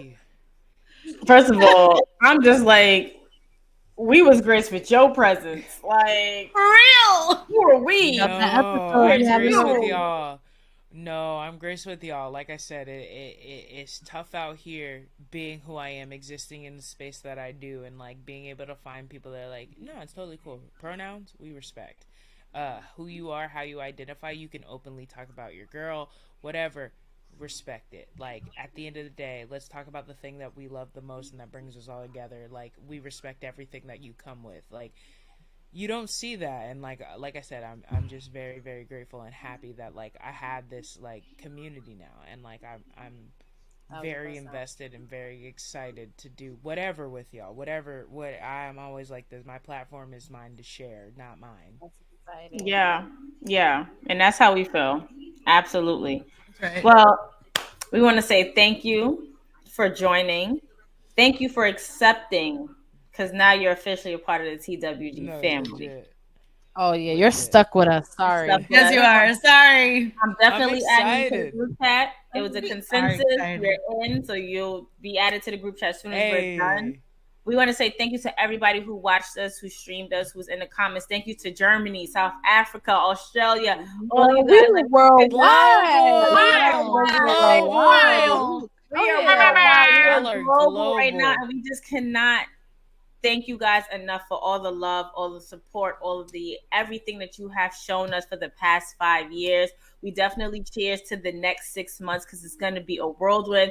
So please, please, please make sure you guys stay tuned. Buckle your seatbelts, because it's going to be a wild ride. Our next episode features one of the best people we have ever met in life, P. You guys may know him, Andreas Hale, so please stay tuned for that. Please stay tuned for that. We cannot wait to talk to him, talk wrestling with him. So please make sure you're following us, subscribe to our Twitch channel, subscribe to our YouTube. Please make sure you're following Christina on her Twitch channel and on her TikTok. Please make sure you follow Pablo the Don on all their social media platforms. Those wrestling girls everywhere. I'm Krista B. I'm Queen PR. I'm Crispa Contreras. And I'm Pablo the Don. The newest member of Thirsty Thursday. Check out our episode with them on YouTube and everywhere, because again, it's one of my favorite interviews, and we really get into it, and like it's amazing. Thank you. Yes, absolutely. We love you guys. We will see you guys next month for Thirsty Thursday, but you can always follow us on social media. Until next time, we are out of here. We are.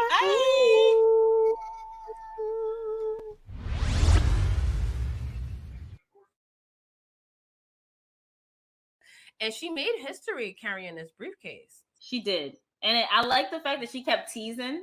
Yes. Opportunity came up. So fucking good and She kept teasing. She kept like, am I going to? Or she'll run to the ring and be like, no. That was so good. So she held it for I think 284 days, which is the longest that anyone has. 287 days. That was the longest a woman has held it. And this is why I always say I think heels should carry the briefcase, or Uber baby faces, because she was able to tease us every week, and it made us hate her more.